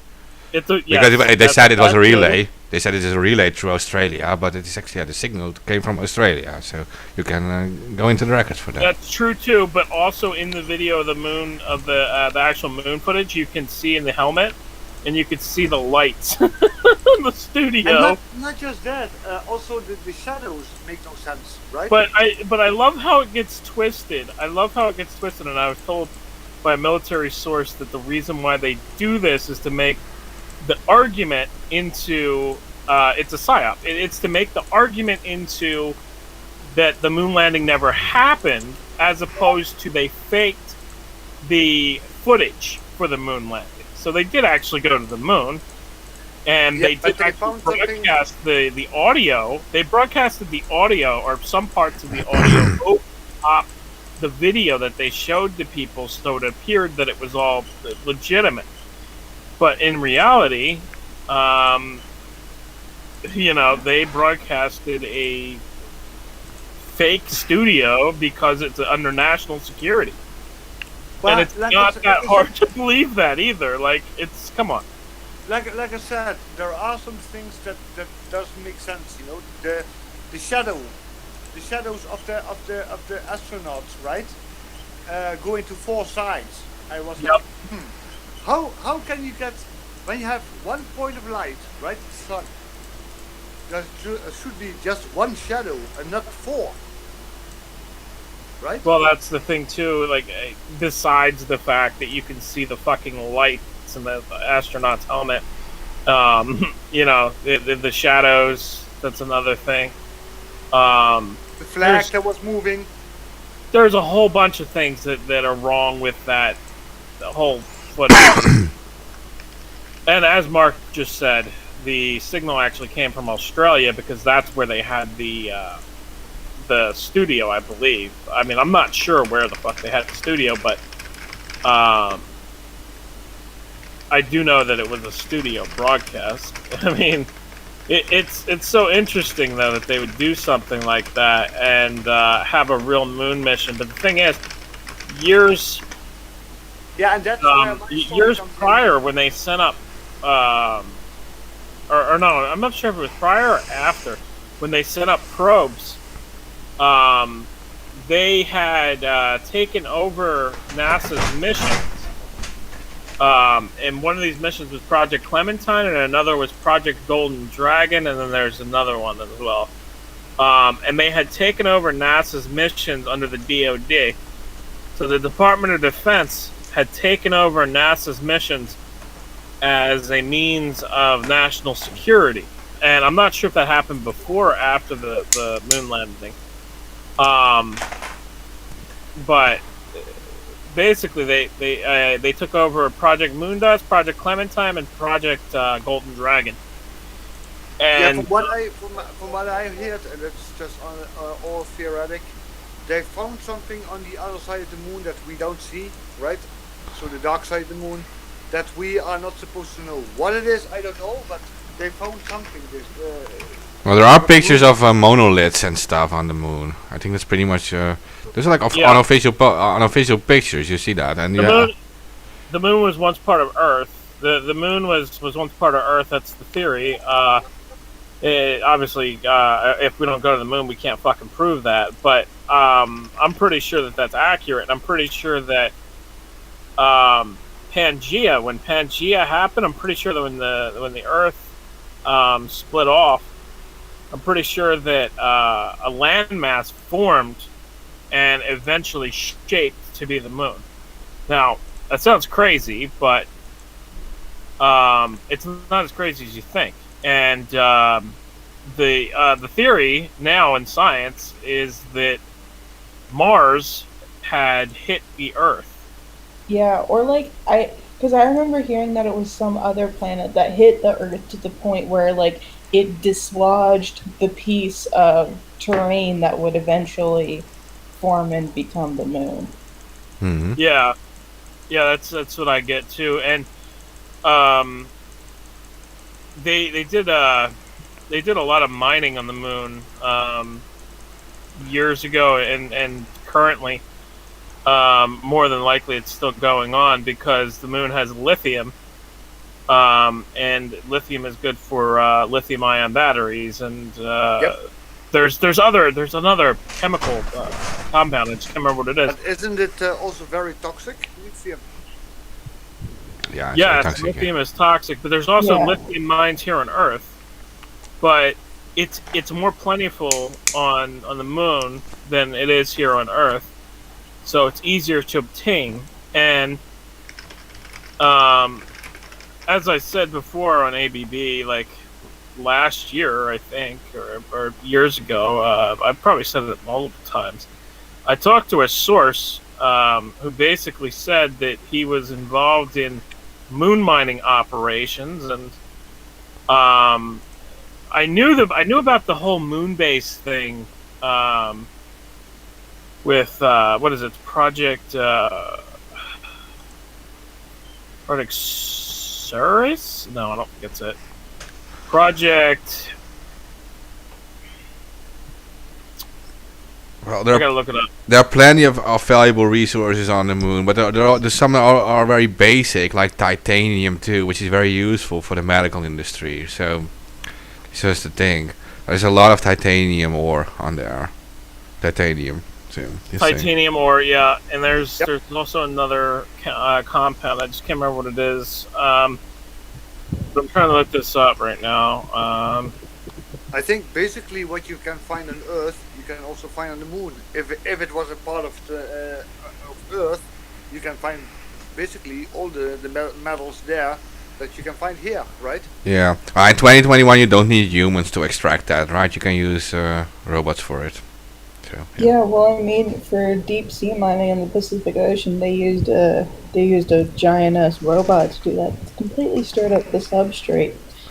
But yeah, they use robots to do that. Humans can't go down there, obviously. They used it was called Project Horizon, and in the 1950s, the Army drafted up plans to build a moon base, and basically, they wanted to establish this moon base by 1966. That operation, they said, was canceled, and then the idea never materialized. However, there is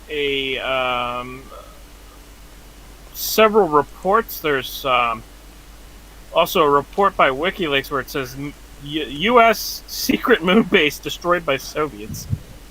And that file is missing on WikiLeaks. So that's right. So the moon base that was never built was destroyed by the Russians.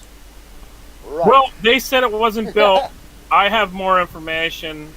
There's also Major Donald Kehoe, who went on the record and said that about the moon base that really the government does not like having that video. That video gets taken down so often, it's insane. And then in 1989, what the government actually did was the New York Times reported that the Air Force had shut down a planned manned space program with a staff of 32 astronauts. And the headline was "Military Secret Star Trek is Over."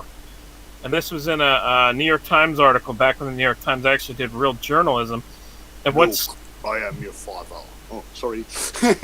what's very important to note about this is that modern space shuttles today, they only carry 8 passengers. So a maximum of 32 would be an accomplishment, you know?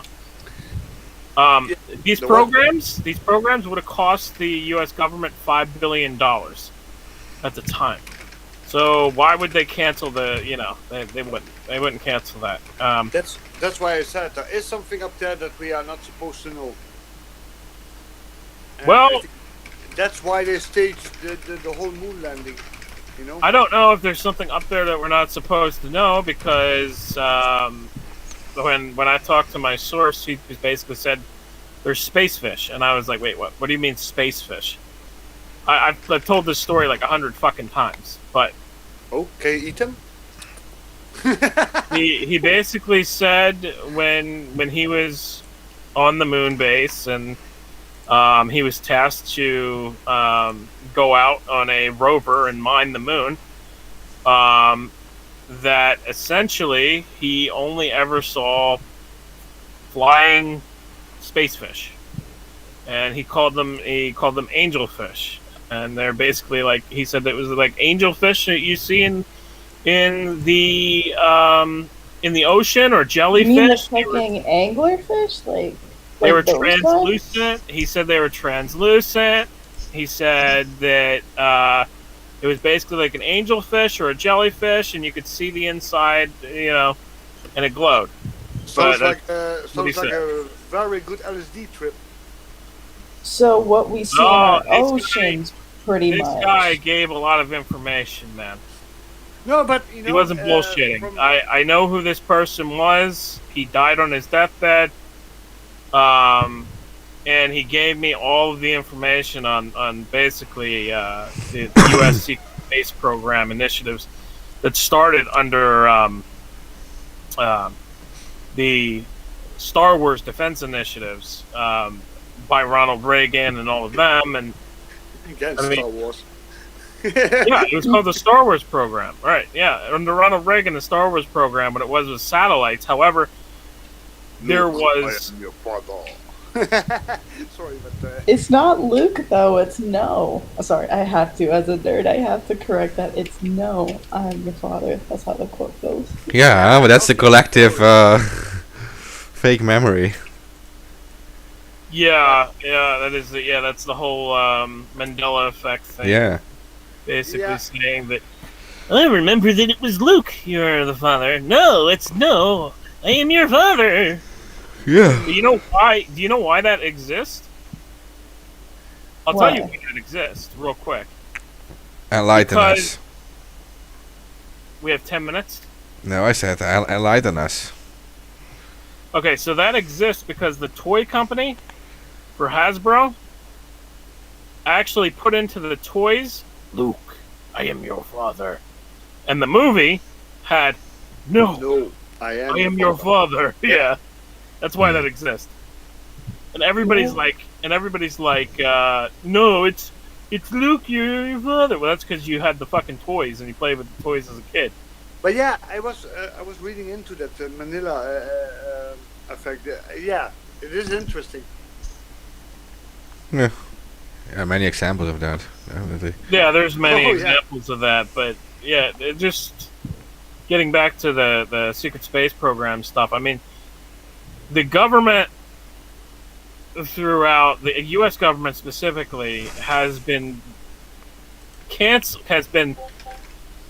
running programs and canceling them for various different space operations since after Well, Project Paperclip. maybe officially canceling them, but maybe in secret they still. Of course, in secret they're still continued. They're known as Black Project SAPs or Special Access Programs. Yep. Is this really surprising to people? I mean, the military has a far bigger budget. Well, I mean, the military has a far bigger budget and obviously has the monopoly on rocket technology and stuff. So, yeah. I mean, most people don't even know about Project Winter Haven and how Project Winter Haven ties into the Avrocar in the 1950s and 60s, and how the U.S. and the Canadian Air Force developed a propulsion-powered vehicle where it kind of just hovers there in the air, and this is a flying saucer craft. Okay. Yeah. They later upgraded that technology with the Coanda effect into what we now know today as the TR-3B, or the Project Aurora Astra, also known as the Lockheed Pulsar, which is the actual real name of that ship. And that ship is what is known as the Flying Triangle that everybody sees. I know so many secrets about Air Force, government, all this stuff, man. And the sad thing is that people make fun of it and don't see it as being real information. But I can cite everything that I say. That's the thing. And when you actually read it and you look at it and you see all the information, then it's no longer conspiratorial. It's now, oh shit. There's also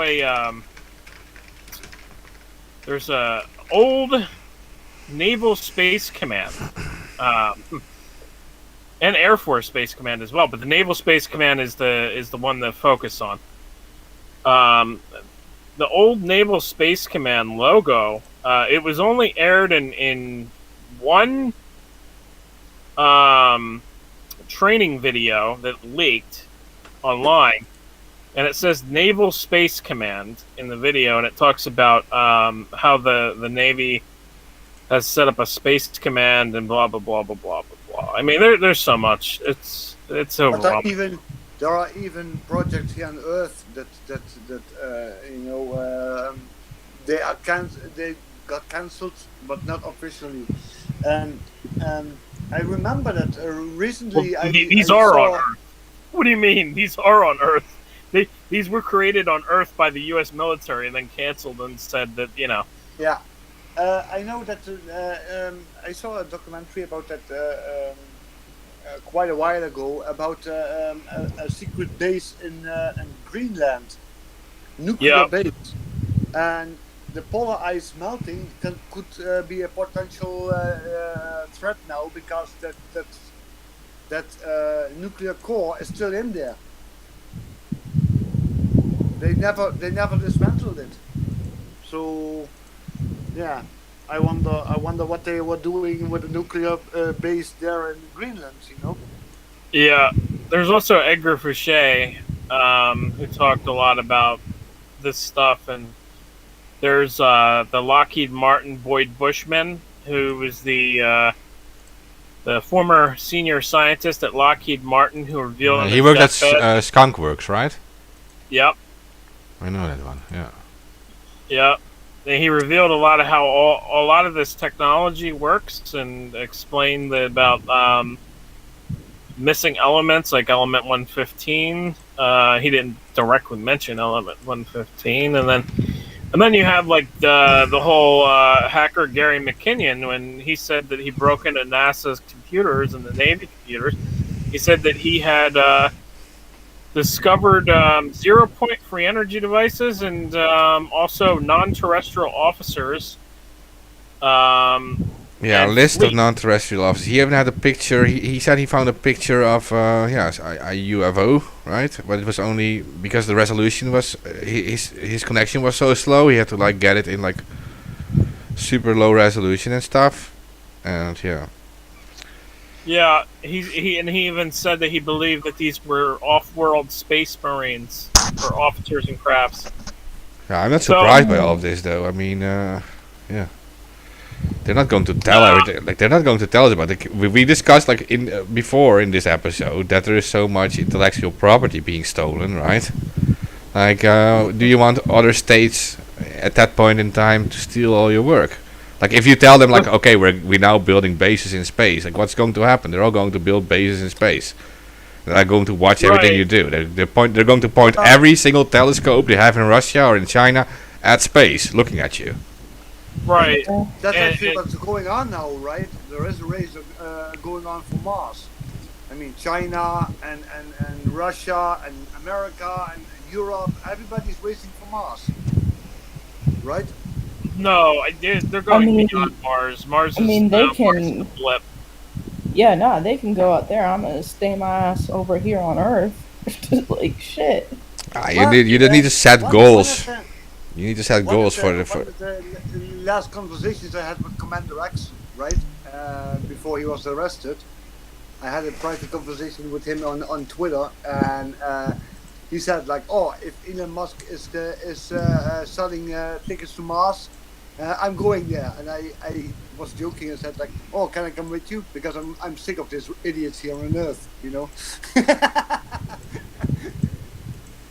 See, There- I say all the sadistic nonsense go to Mars, and I stay my ass on Earth. I'm down with that. There's also a forgotten speech by George Bush Jr. in 2001 where he mentions forming a U.S. Space Force, and this is going back before Trump's Space Force. You know, and in that speech, he says that the U.S. is working on creating a new spacecraft and establishing a base on the moon, as well as developing a space bomber that should solidify. Oh wait, no, I'm okay. That's it. Just a space bomber. I was reading my own article, but yeah, That's the got best caught up. source. It's the best source because I have all the information all in that one article. Because Well, I that's had the to- article from the whistleblower. I had And then to there's- laugh about something that was on the radio recently. They said if Bezos goes to Mars, don't allow him to come back. I was laughing Yeah. about that. Now he Elon? made Bezos, but he made Elon the and Bezos. Bezos Why made not? the idea to industrialize the moon. So he wants to make the moon like a factory place. So that's the thing he wants to do. Well, don't let him go back on Earth. I said low gravity is beneficial, right? You can make large things easier, like cars and He's stuff. not going to do that before he dies. He does realize this, right? Yeah. Yeah, but they're going to like put like all these technology on in their minds and on their bodies that they're going to live forever. That's what they think. So Yeah, that's true. And Yeah. who's gonna work on the moon? What they think that ain't gonna happen.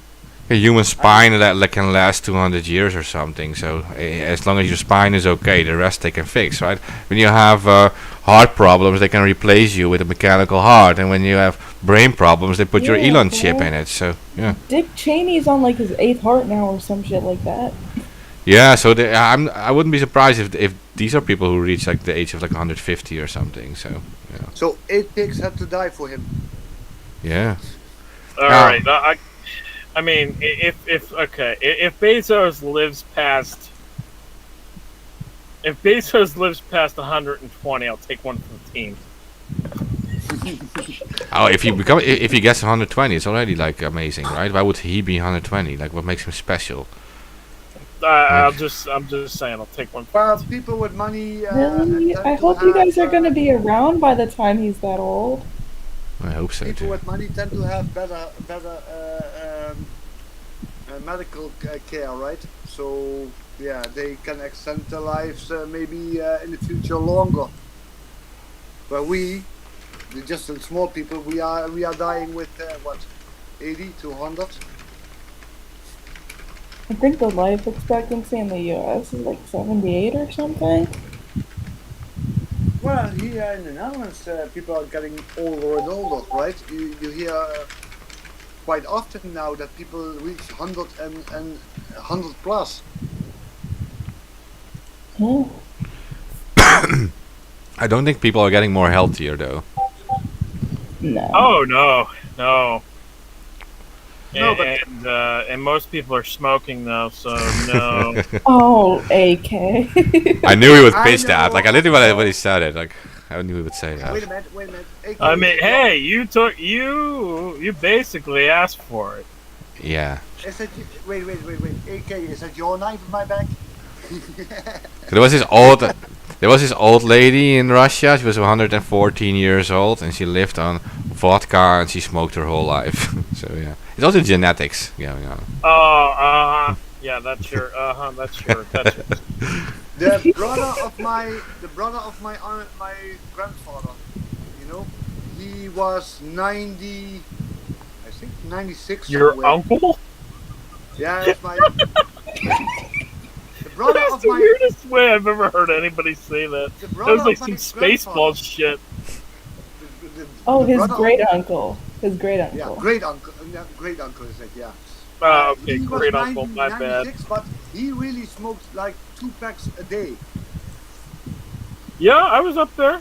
I was up there as a teen. I was up there. So, you know, I think what Mark said, it is genetics as well.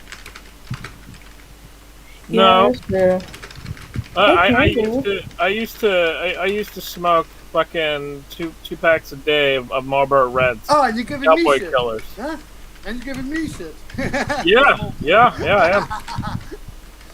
I used to smoke about 2 packs a day of Marlboro Reds, and I was able to quit just off of, I know that most people can't do this, but I was able to quit just off of cold turkey. No side effects from it. I mean, yeah, I might have smoked a little bit of weed just to, alleviate, but besides that, I mean, That's what I'm saying. If you're gonna smoke, ganja right there, right? Yeah, man. Ganja man. Oh my god. that was the worst fucking Jamaican accent I think I've ever heard. I know. I saw more German. I know. Ted, I'm half Jamaican, but because I like you, I'll allow it. No, don't allow it. I never want to hear this again. Some people on Second Life even say like sometimes they sound like Arnold Schwarzenegger. Get into the chopper. Yeah, but that's what they said to me too. I look like a stoner on a Schwarzenegger. I sound like a stoner on a Schwarzenegger. Like, oh my god. Well, wait, what? You sound like a stoner on a Who swastika? says that? Yeah, no, there was a friend of mine said that. He said like you sound like a stoned Arnold Schwarzenegger. I don't. Oh, they hear said it. stoner on a swastika. I don't hear it either. Like I don't want to sound like Arnold Schwarzenegger. Get You down. don't. No, he's a disgusting neo-Nazi. What? Yeah, his Yeah, dad was I'm listening. his dad was Waffen SS, like a diehard Totenkopf Nazi. That guy. Oh yeah. Yeah, Oh, no, I don't hear it. You guys have like completely different accents to begin with. Like in terms of like depth of your voices, okay, maybe there's a comparison there, but like the accents are completely different. All right, I just need you to say who is your daddy and what does he do? Okay, start with that, Dad. What the fuck? Say it. No. The thing is, and I want to answer Glory there. I'm from the south. He's from the north. That's why the difference of accents. Yeah, definitely. Oh yeah, I know. I'm actually closer to Germany than him, I think. Yeah, except for in the summer. Actually, for me, it's less than a mile. I just gave like a huge hint on where I am, by the way, but it's like, except for in the summer. In the That's one thing about Europe that I wish that like the US could be like, because you could drive like 3 hours and be in a completely different country. Meanwhile, if I were to start driving north right now, I'd still be in Florida for 3 hours. Like if I drove north for 3 hours, I wouldn't even be in Jacksonville. I'd be in like Disney World. 3 hours driving, I would be in Luxembourg or France or somewhere. See? Like that's the one thing that's sick about Europe. I mean, Luxembourg is even not even 3 hours driving. I think 1.5 hour. See, bro, I can't even get to Disney World in an hour and a half, and it's in my state. Yeah. Like I said, I'm really in the south. So Belgium is like half an hour. Oh, I know about where you are then. Yeah. Okay. Yeah, I'm not gonna say it here, but later on I can tell you the province that I'm in. But yeah, and yeah, we do talk different here in the south than in the north. So we pronounce things a little bit differently than up. As I always say, above the rivers in the Netherlands. You know. You celebrate Carnival. Yep. We don't. Yeah, you got it right. You got it right. Yeah. So was I a little bit right there? We got that. Yep. Yeah. Right. You're right. And not like the northern region of the Carnival celebration. Even As a kid, we did have that, by the way. As a kid, we did have like these marches, like the Carnival marches, but we don't celebrate it like there anymore. They have a Caribbean carnival too. We actually have it in February, mostly February, March, somewhere it is, because the South is Catholic and Carnival comes from the Catholic religion. You know, it's 3 days of celebrating before the what was it called in English? Vasten. Hoe heet dat nou in het Engels? There's like 40 days not eating meat and stuff like that, you know. I can't remember the word in English, what it was called. Lent? Yeah, Lent. Thank you. Yeah. I'm gonna drop out, guys. I'm tired and it's late here. Oh, peace. Hey, we do need to mention two things still. Who found out that we are censored in Canada, and how can we see this? Because I didn't even know about this. Oh, somebody messaged me and sent me a screenshot that said, I can't watch you on a Canada VPN, but I can watch you in Europe. That's weird. No, it's not. Canada banned a whole bunch of alternative organizations. Yeah. Canada has had wearechange.org and other websites blocked for years. Why are Canadians so scared of that stuff? Well, We Are Change, I think, because of Josh Sigurdson, and he confronted the fuck out of Justin Trudeau. Besides that, I mean, they've been taking a lot of a real Orwellian approach to information.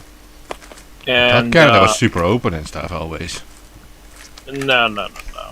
Yeah, you know, if America would do that, it wouldn't surprise me. But Canada, you know, that's kind of a surprise. Everything that goes on in Canada is a test ground for the U.S. because they're very similar countries.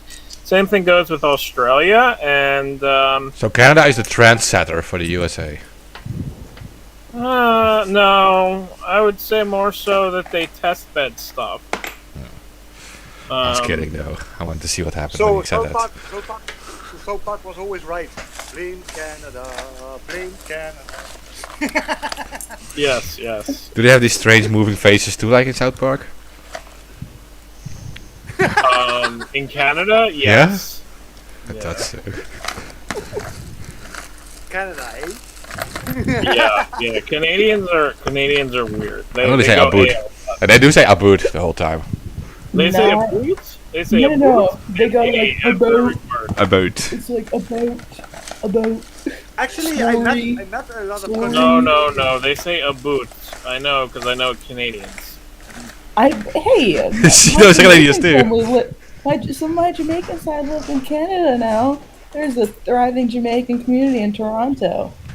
Can I just say they say abode and they say aboot? The Aboot. best way to Well, live, right? it would be interesting to hear a Jamaican Canadian. I mean, how would that accent sound? I mean, It sounds Jamaican, but I mean, like the way. hey, mate. Does it sound Oh, different than a okay. Canadian Jamaican? No, because it would have to be a mixture. You know, you would have to have the A, and you would have to have the A? Jamaican. Actually, I met a lot of Canadians when I was on holiday in Cuba. You know. Really? Yeah. Actually, there was a lot of Canadians there, and I What had. are Canadians doing in Cuba? I'm I so don't know. curious. But just going on holiday. But Oh yeah, that's right, tourism. back Well, then, yeah, you know, back then there was Canadians still can be the anywhere in the world, Glory. They don't have to just remain in Canada. Back then it was still the embargo, so Americans were not really welcome there, you know. But Canadians, yeah, you saw a lot of Canadians there, and I had a really great time with the Canadians there. And I was always joking, you know, when they was talking, and I was always like, "Hey, and like, we don't say that." And like, you are, yes, you do. And he said something, and then and like, see, you're saying it, you know. So yeah, they do say a lot. Yes, and then they try to stop doing it, and it's so Hey, funny. guys, just to poke fun at them. There's Anyway, something serious in the chat, by the way. Wait, AK, 1 second, because this is going to interest you.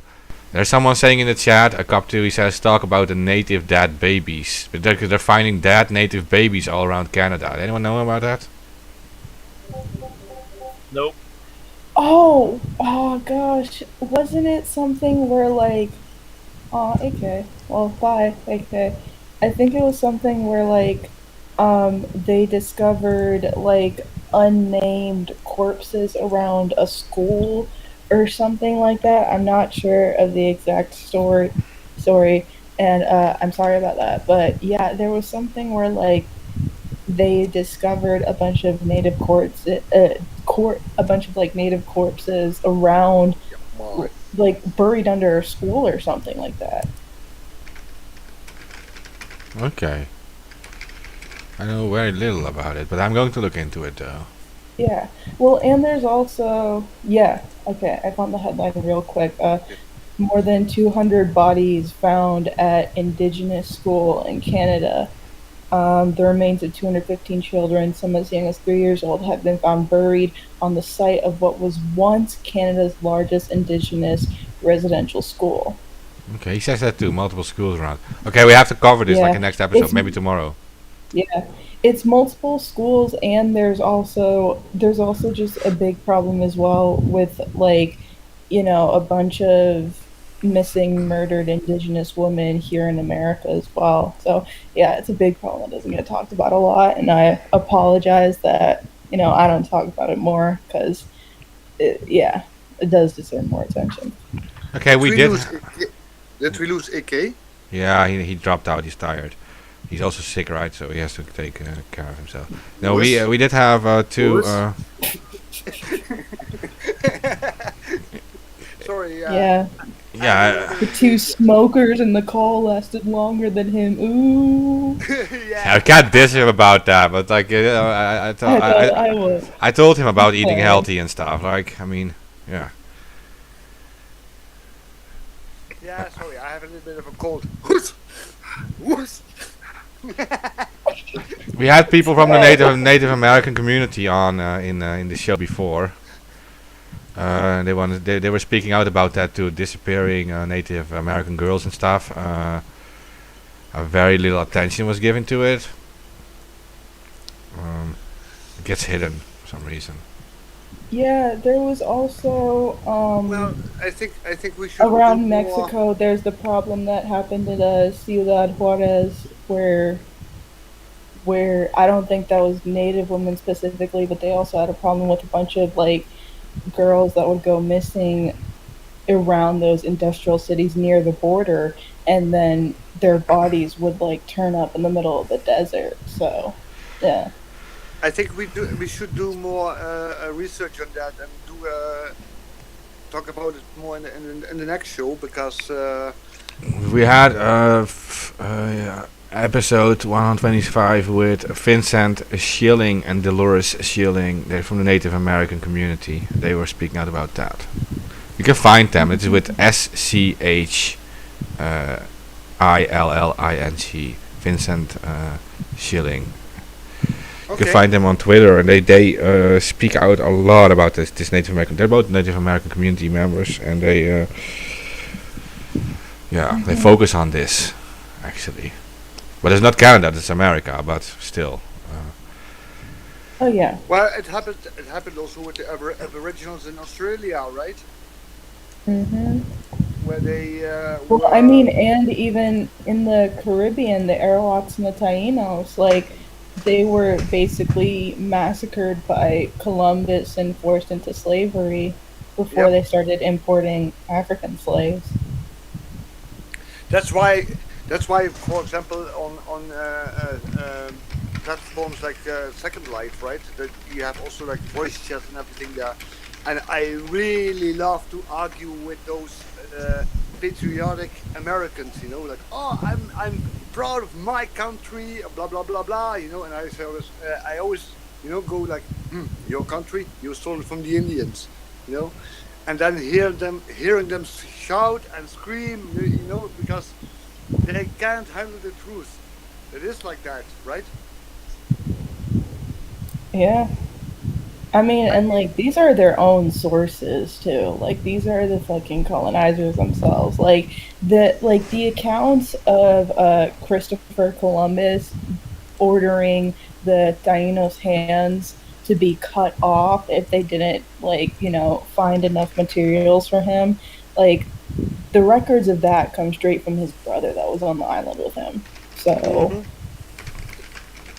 and especially like going to like just the horrendous treatment of people in the Congo under Leopold. Like, there's literal pictures of that shit. It's disgusting. I'm not sure who was that, but somebody posted recently a video.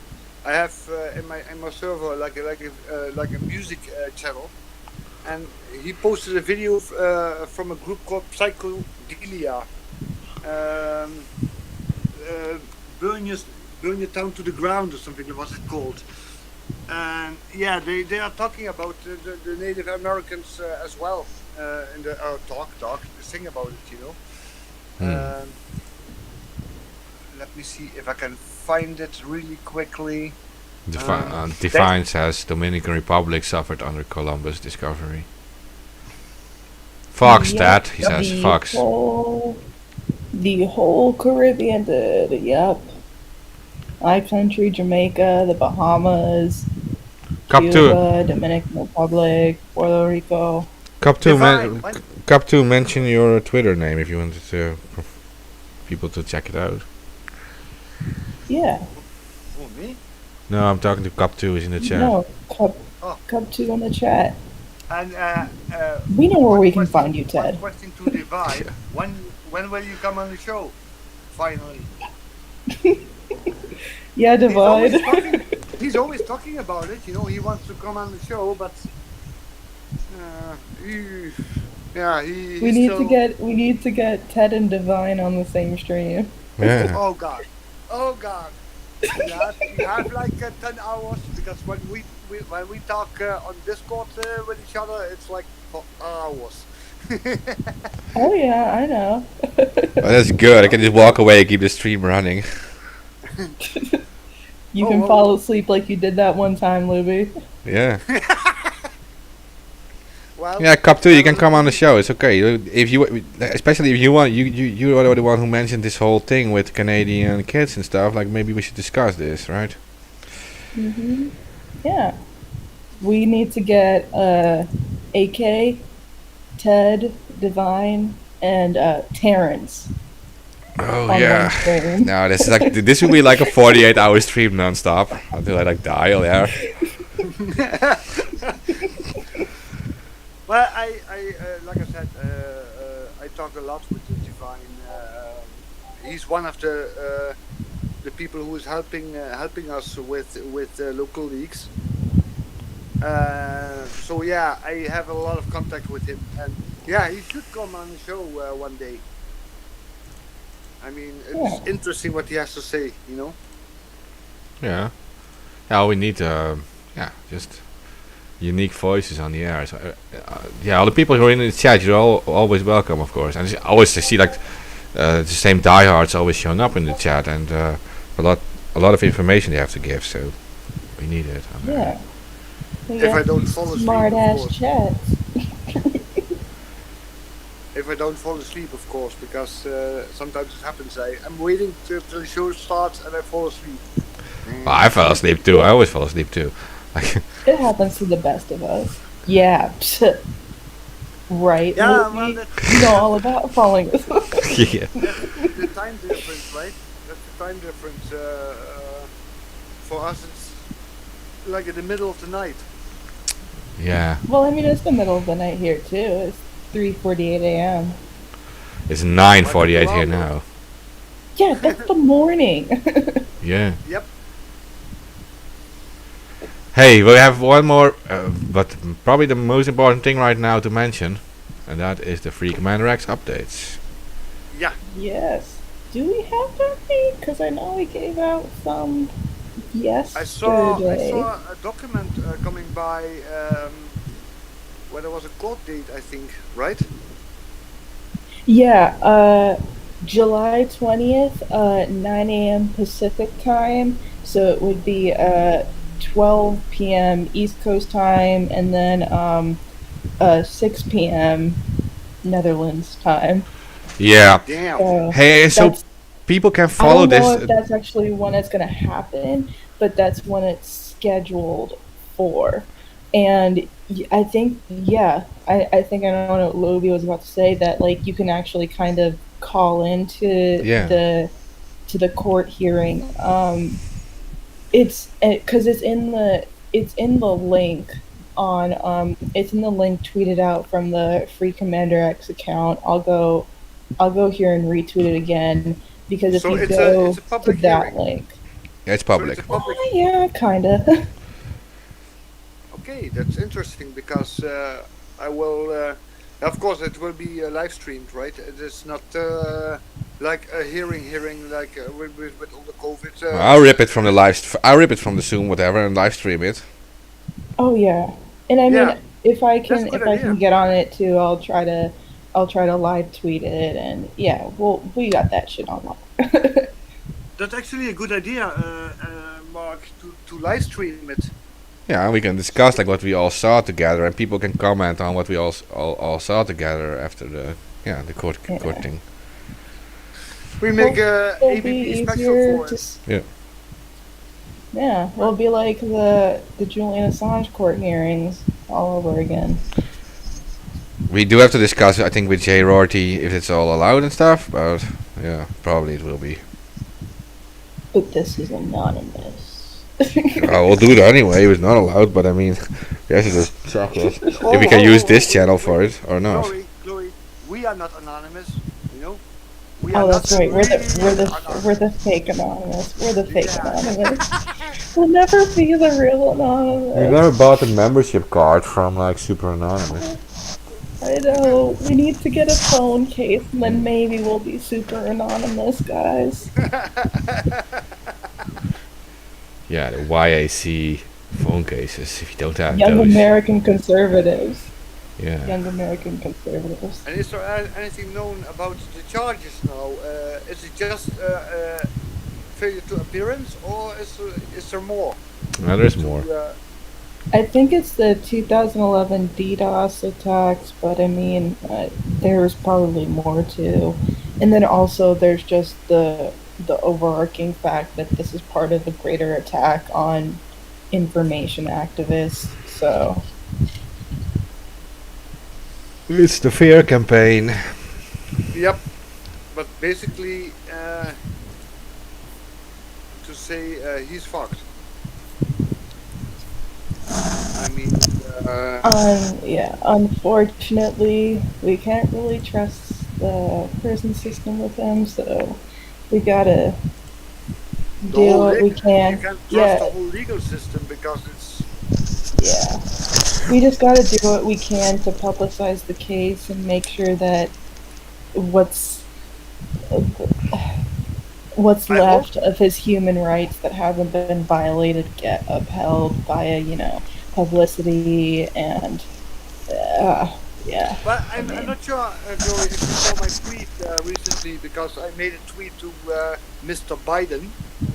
No. oh, Because he was you mean the free Commander X immediately 20 times? no. I think you missed it. Biden was writing something about I do not allow blah blah blah with democracy, and I wrote like, "Dear Mr. President, what democracy?" Oh What yeah, I remember that. Yeah, It's also hypocritical. It is. It really is. yeah. He's talking about democracy, and I said, "What democracy?"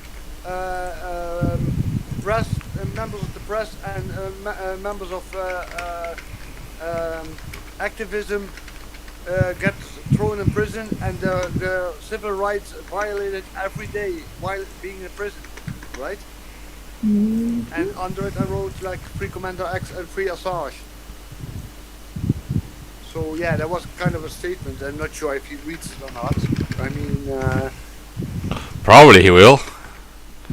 He will I be hope. sitting there like, whoa, you're right, free Assange. Well, Yeah, let's hope. if he reads, if he reads, Ted from Netherlands tweets before hearing us screaming in the streets of DC, I'm gonna be like, really, dude? He's too senile to read those tweets. I mean, I'm not sure if the presidents really read stuff that they get replied from their tweets. I'm that's not why sure. I'm hoping that Biden sure comes in person so I can scream at him. Nothing else, nothing violent, said Tube. I would just scream at him. I mean, you know me. There is live stream footage of me standing outside the Department of Justice in the rain and calling them cunts through a megaphone. So, like, Yeah, there is it's common knowledge. It's common knowledge that I like to yell at people. Okay, said Tube. Yeah, but those people around Biden with the suits on, I don't think they will be very happy if you start screaming at the president. Oh, that's the point, Ted. That's the point of the protest. But yeah, I even doubt that's it's Biden himself who making the tweets. I think that's somebody doing the PR for him, right? Oh yeah, for sure. Of course. He's not sitting there tweeting. I probably never used a computer in his life. There's people doing that for them. Yeah, that's more PR people, and they have a whole bunch of them, right? Lawyers and PR people. Yep. Yeah, he's not going to free Assange or Commander X. I mean, even if he wanted to, wouldn't happen. So. Well, it was never a secret that he was always a pro-justice, quote-unquote justice, right? Guy. I mean, even when he was a senator and when he was a vice president, he was already outspoken for criminal justice, right? Yeah. Well, I mean, yeah, we wouldn't really call it criminal justice, but I see what you're saying, though. Yeah, that's like why I said law and quote, order, unquote, right? Quote unquote. Yeah. Criminal justice, because yeah. Criminal that's behavior. Yeah, exactly. Or locking up dissidents. Just being the American government, as usual. America, we're number one. Get out of here, you Dutch boys. We're number one up in this hole. No joke. America, fuck yeah. America, fuck yeah. With remember that movie? That was so really wrong movie. War number one, USA, USA. Oh my god. What was that movie? What was the movie called again? I don't even know which. I don't even Team know which America. it is. Team America, how can you Team forget America, the World Police, yeah, World Police or something like that, right? that? Yeah. Something like that. Oh, I was wrong. It was so wrong, that movie. But actually, it reminded me a little bit on Thunderbirds, because it's made in the same style, right? Yeah, it is. Wouldn't surprise me if the people behind Thunderbirds was also involved in that movie. I mean, it was the same puppets and it was the same style of making it. Oh, I used to hate Thunderbird so much, still gives me nightmares and stuff. Oh yeah? I like the toys they made. As a kid I had these toys, Thunderbird toys, yeah. Aww. It's some childhood memories here. Thunderbirds, yeah, I remember that. Huh? Yeah, I'm old. I know.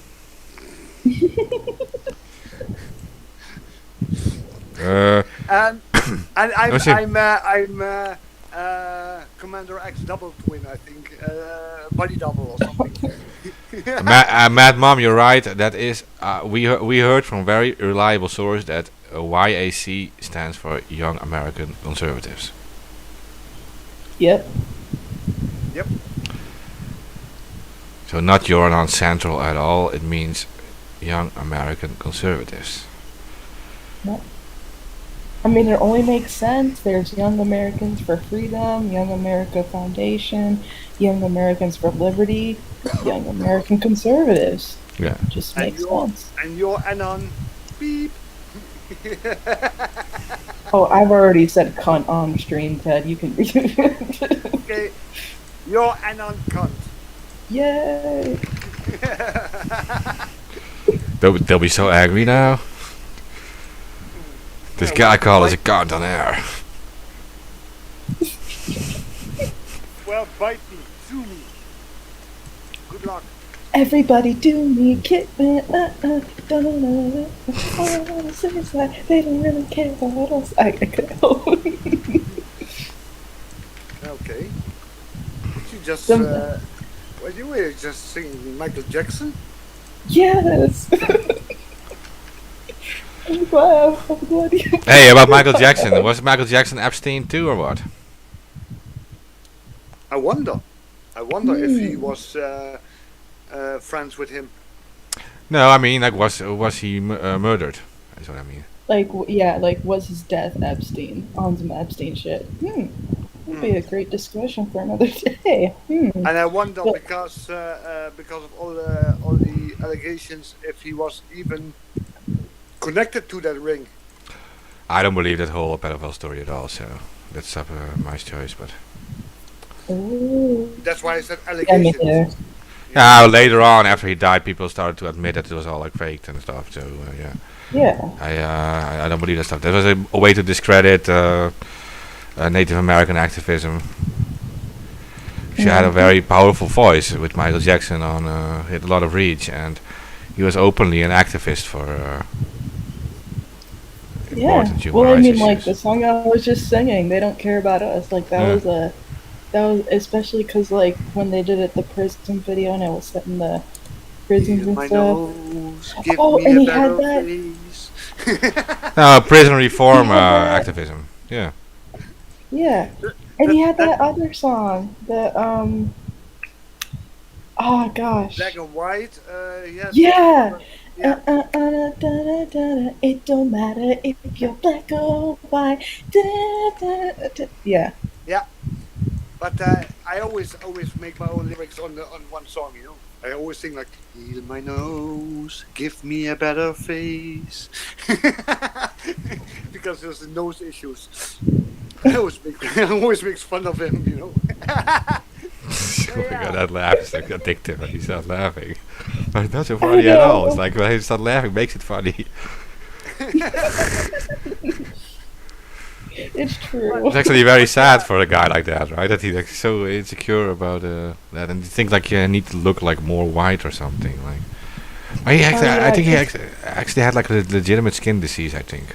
Yeah, he had like the legitimate skin condition, but then I guess like his whole solution to that was basically to just like take it all the way and then fully bleach his skin. Hmm. But yeah, he was a powerful voice, right? Yeah. Yeah, he did have a lot of messages in his music. Yeah. Like you said, with "They Don't Care About Us." Yeah, the prison reform that was very necessary back then, and now it's like it starts like becoming like more public with the whole Black Lives Matter thing, and then the George Floyd situation and stuff. Yeah, But back people then, forget yeah. about MJ. Hey yo, Bob Marley, I shot the sheriff. Like that shit was even before MJ. Yeah. Shit, bro. And the Redemption song, that's one of my favorites actually. I know. Yeah, but the fact that we only start talking about this now, and that like we kind of forget about it, and that is because these people were a real threat to the establishment, right? Yep. Mm-hmm. So they've been hidden. That their stuff is being hidden. Stand up. In that sense. Stand up for your rights. Exactly. It was also like protest songs, right? Yeah. What Bob Marley made. Yep. But Redemption song is one of my favorites. Just the lyrics is really good. I know. My favorite is Buffalo Soldier, because that's kind of like me. So. But I found, And Divine said he'll join when he's ready. Someone's talking about tofu and lasagna homemade. Well, how come nobody put peanut butter on potatoes? What? Ew. Yeah. Gross. Potatoes with what is better? Just what? Neoliberals always are. I don't even get peanut butter and jelly. I don't get that. It's salty and sweet at the same time. Yeah. That's the point, though. Salty and sweet No. together goes Yuck. well. Yuck. I mean, there's some salty and sweet elements in everything. Like something like red peppers, like that's sweet, but add a bit of salt and spice to it, and it's really good. Not my thing. But yeah. Also have peanut butter and chocolate. You have also right in America. What was it called again? Reese's Pieces, I Reese's? think. Reese's is overrated. Yeah, but I mean, just the idea, like, ew, ew. Chocolate But I and think- peanut butter is good together. I think that's an American thing, right? Is it? I don't know. I don't think that we have it here in Europe, right, Mark? Chocolate and peanut butter? But, well, they have now a thing here in the Netherlands, which is, by the way, also disgusting, is chocolate and licorice. Okay, yeah, no. Chocolate and I licorice. tried it. Yeah. Haven't you seen the commercials? I don't watch commercials. I watch TV. It's a little chocolate ball, and within there is like a little block of licorice. And I tried one. It's disgusting. Yeah, I can imagine it's disgusting. Chocolate and licorice. Because one of my colleagues had like a sample pack, and he gave me one, and I was like, okay, chocolate, and then came the licorice, and like, yeah. The combination is just disgusting. I would never buy shit like that. I mean, I like licorice and I like chocolate, but not at the same time. That's just I don't even like licorice like that. well, that's a Dutch thing, right? We Dutch love licorice. Yeah, those people are obsessed with licorice. That's true. Yep. Yeah, okay. That's I really a learned Dutch something today. Yeah. And the thing that I really like is honey licorice and the coins. You have like I like the coins too, but I hate the honey licorice, to be honest. But I like the coins. I think they're good. Yeah. Or when I have like a movie on and I have a bag of licorice here, I can't stop eating it. When I start one, another one, and another one, and before I know it, the bag is empty. But yeah, that's a typical Dutch thing, licorice. I know that many Americans don't have a taste for it. No, not really. Not really. I mean, I seen even videos. There's videos on YouTube. American people responding to Dutch foods. Yeah, they all seem to hate the licorice. Yeah. Yeah, they seem to hate the licorice. I've I don't seen know those why. videos where it's like people trying American candy, and they're all like, "Oh my god, it's huge and it's so sugary," and it's like, yep. I do know. I do think people, Americans would like Dutch or Belgian chocolate because it's like actually real chocolate and not just like sugar with like chocolate flavor. That is so true. Yeah. And what they love is the stroopwafels. It's like a waffle with I had one of those. One of my friends, one of my old teammates. She's not from the Netherlands, but she's from Belgium, and she brought some over, and it was like, yo, this is dope. it's like this caramel kind of Yeah, thing between it's between like the it's waffles. like a little sugary wafer with like caramel in between, and it's so good. Me Everybody loves them. encanta. I love it. Everybody loves them. Like I said, I was married to a Czech woman, and when she had friends over, they would really buy the whole supermarket, like all the packs of stroopwafels. They would buy them all. I was like, okay, because they don't have that there in Eastern Europe either. It's typical of something from this region, I think, from this region of Europe. Yeah, it must be.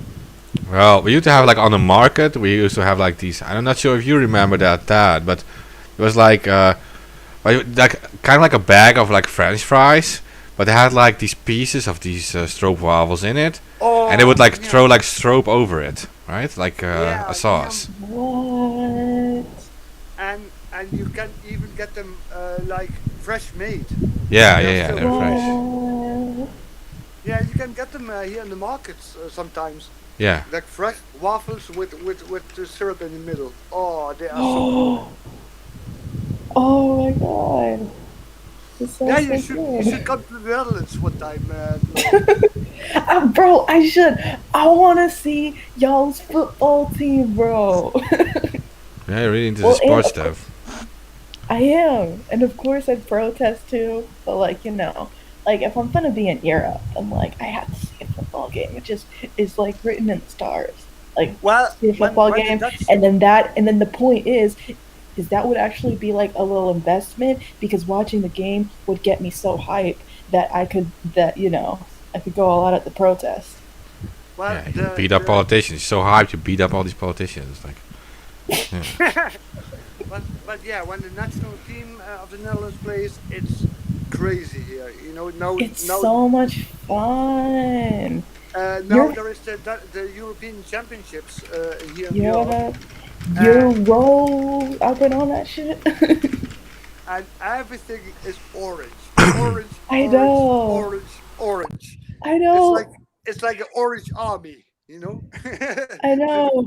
And it's like America, like, this is like not even for the Euros, but for worlds in general. Like, fucking American team is ass. And like, the reggae boys barely ever make it. So it's like, I always find myself cheering for someone else. So it's like, okay, I'll go with the Netherlands because I like their style of play. Or either them or France because they got Paul Pogba. So, they have here in Den Haag one street, Markstraat, I think it was, that's completely orange.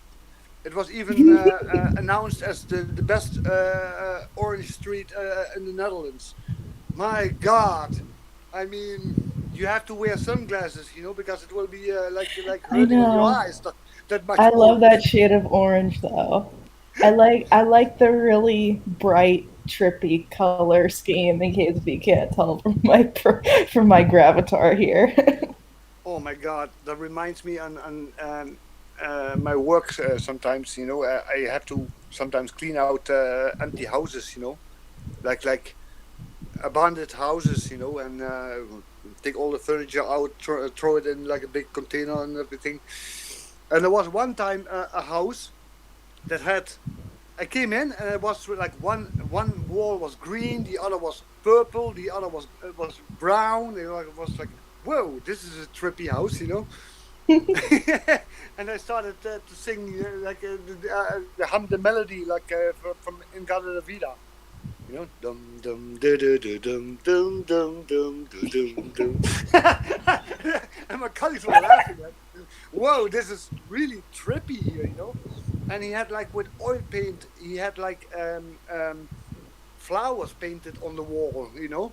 It was really like going back to the 60s. Oh wow! Yeah, that sounds like it was in the 60s. That sounds really like going back to the 60s. Like I stepped into a time machine and came back into the 60s. I was like, whoa, this is trippy. And like one orange wall and one green wall and then another purple wall. And I was like, whoa, these colors. Nice. You better not go take mushrooms and then go into that house because you will be tripping for life, I think. Guys, did we cover everything, by the way? I think we did. Yeah, we did the John McAfee stuff, banned in Canada, Ted's new camera, and we just did the free X update, so yeah. Okay. Shall we give the PSA? Yeah. Oh, right. I can't do it. There's only one who can do it, so. Alright. Okay, y'all. Well, thank you for tuning in. This episode of Anonymous Bites back. Make sure to follow at FreeCommanderX_ for updates on the case on Twitter. FreeCommanderX.org is the website. And always remember to spam neuter your politicians, lobbyists, bankers, military contractors, and Elon Musk. Do do do do do do do do do do.